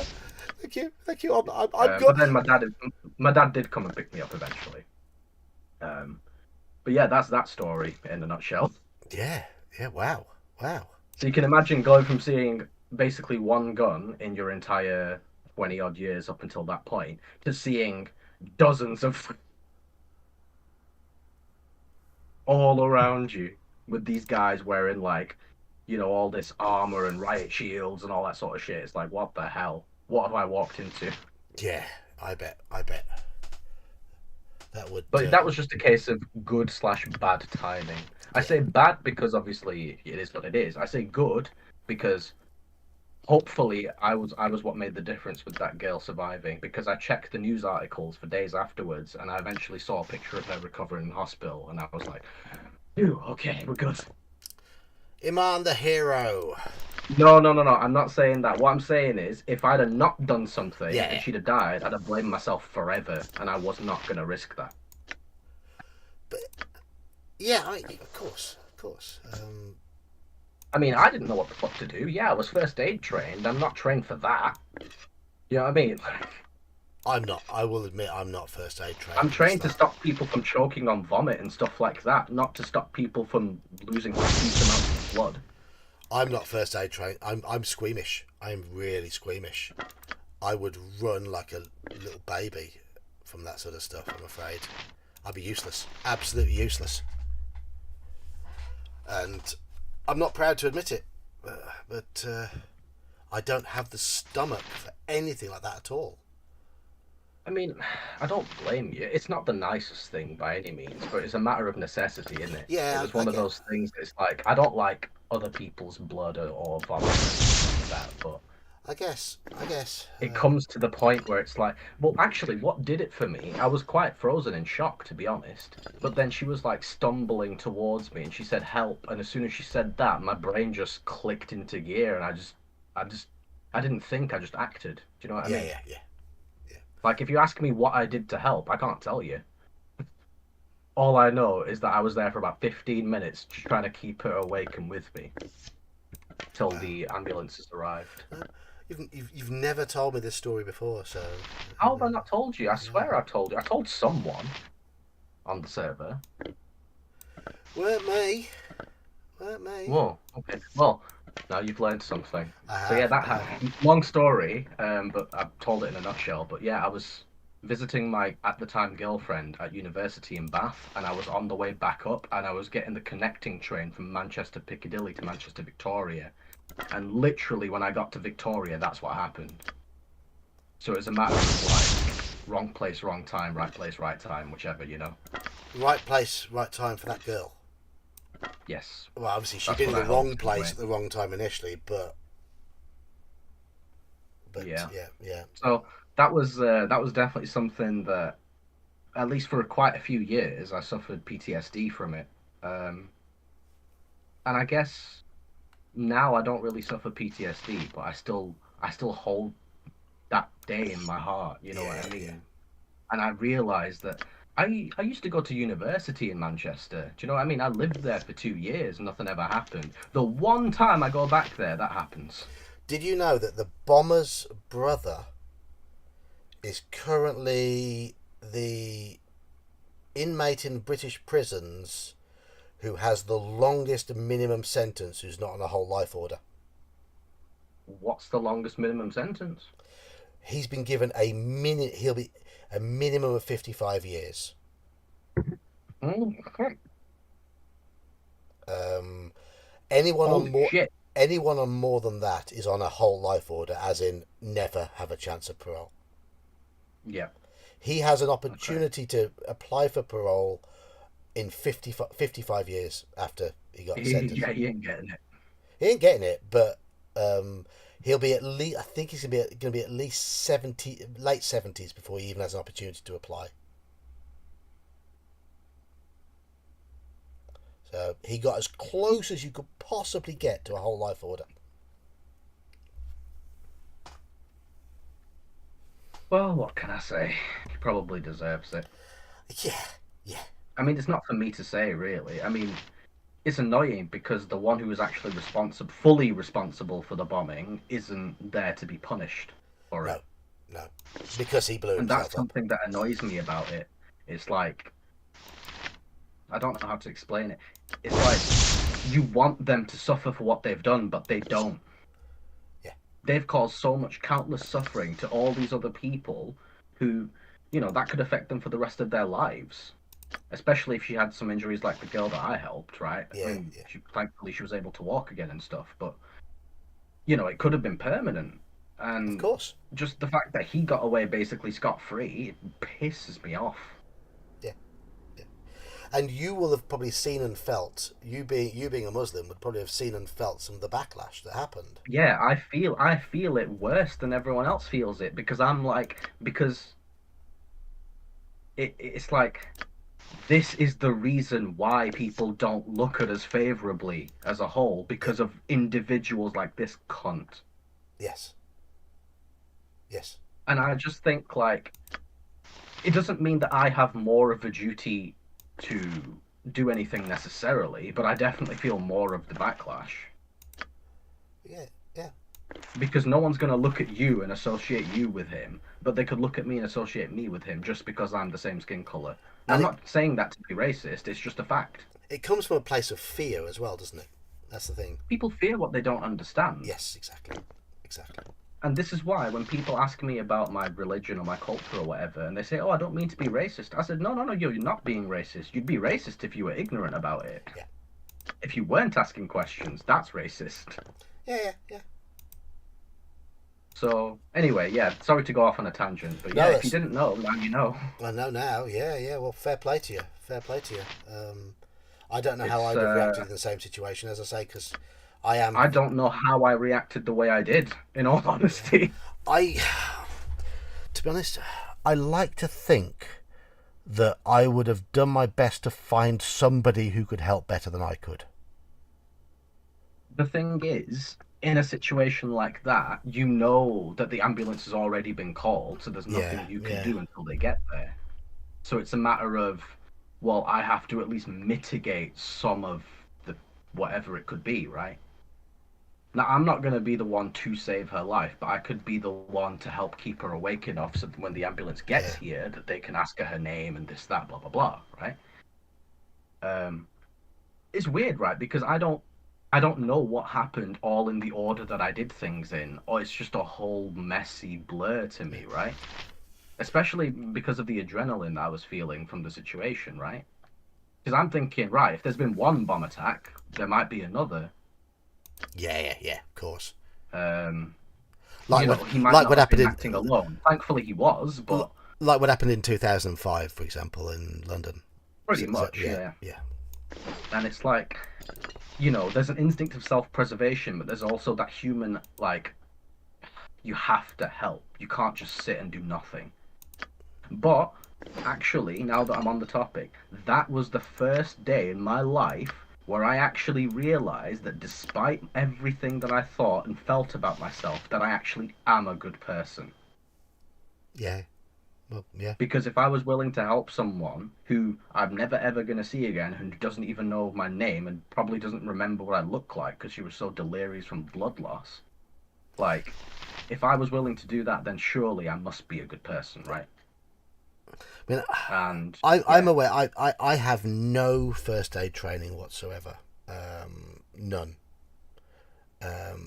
And I am that squeamish about other people's blood that when we were doing we had a first aid class at school, I felt sick. Just discussing what they were discussing. Which is stupid. That bad, really? Because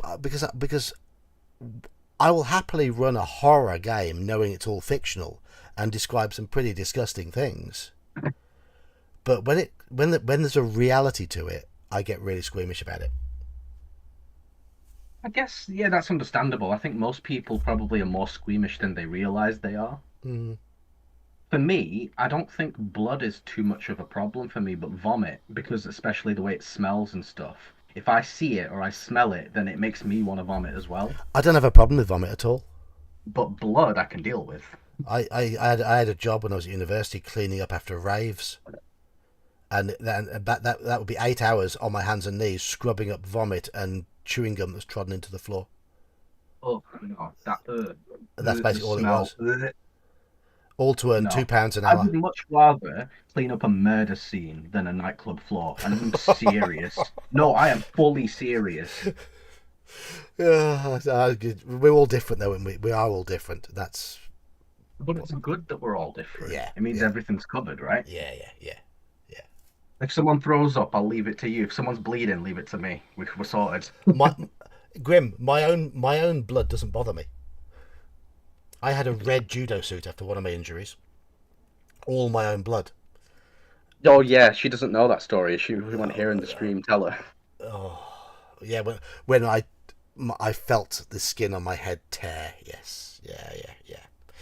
And I had this big flap of skin hanging off the side of my head. Yeah, and blood just going all down my lovely white judo suit.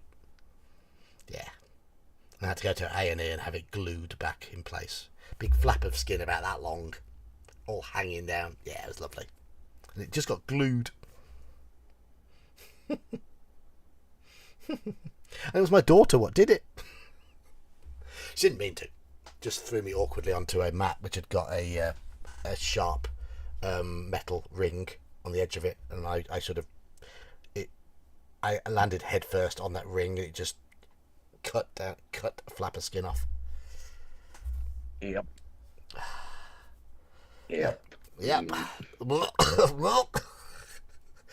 I didn't have a problem looking at my own blood, not at all. It hurt when it was glued back on. My skin was glued back on. That hurt to buggery, but it didn't hurt as much as breaking my foot, though.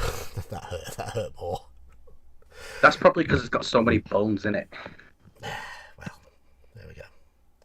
Elf Beta's found dead people working security. Yeah. Okay, that's different. Yeah, that's yeah. Dying is one thing, but dead is a. Ugh.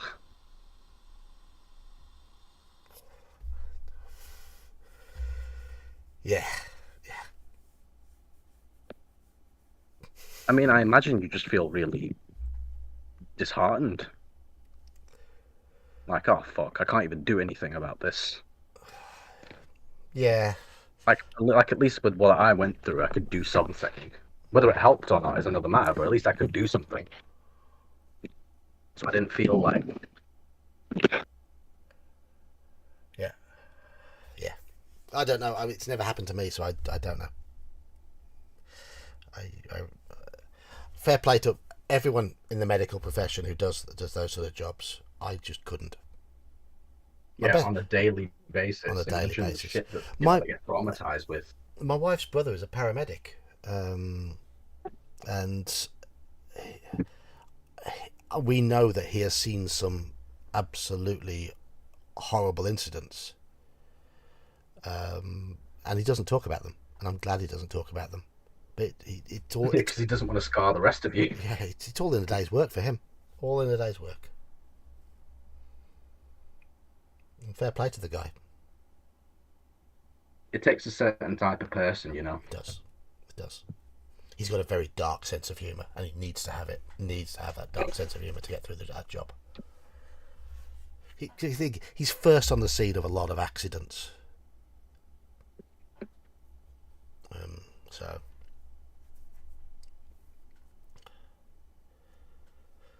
Ah, well, anyway, we're almost at pumpkin hour, and I've got work tomorrow.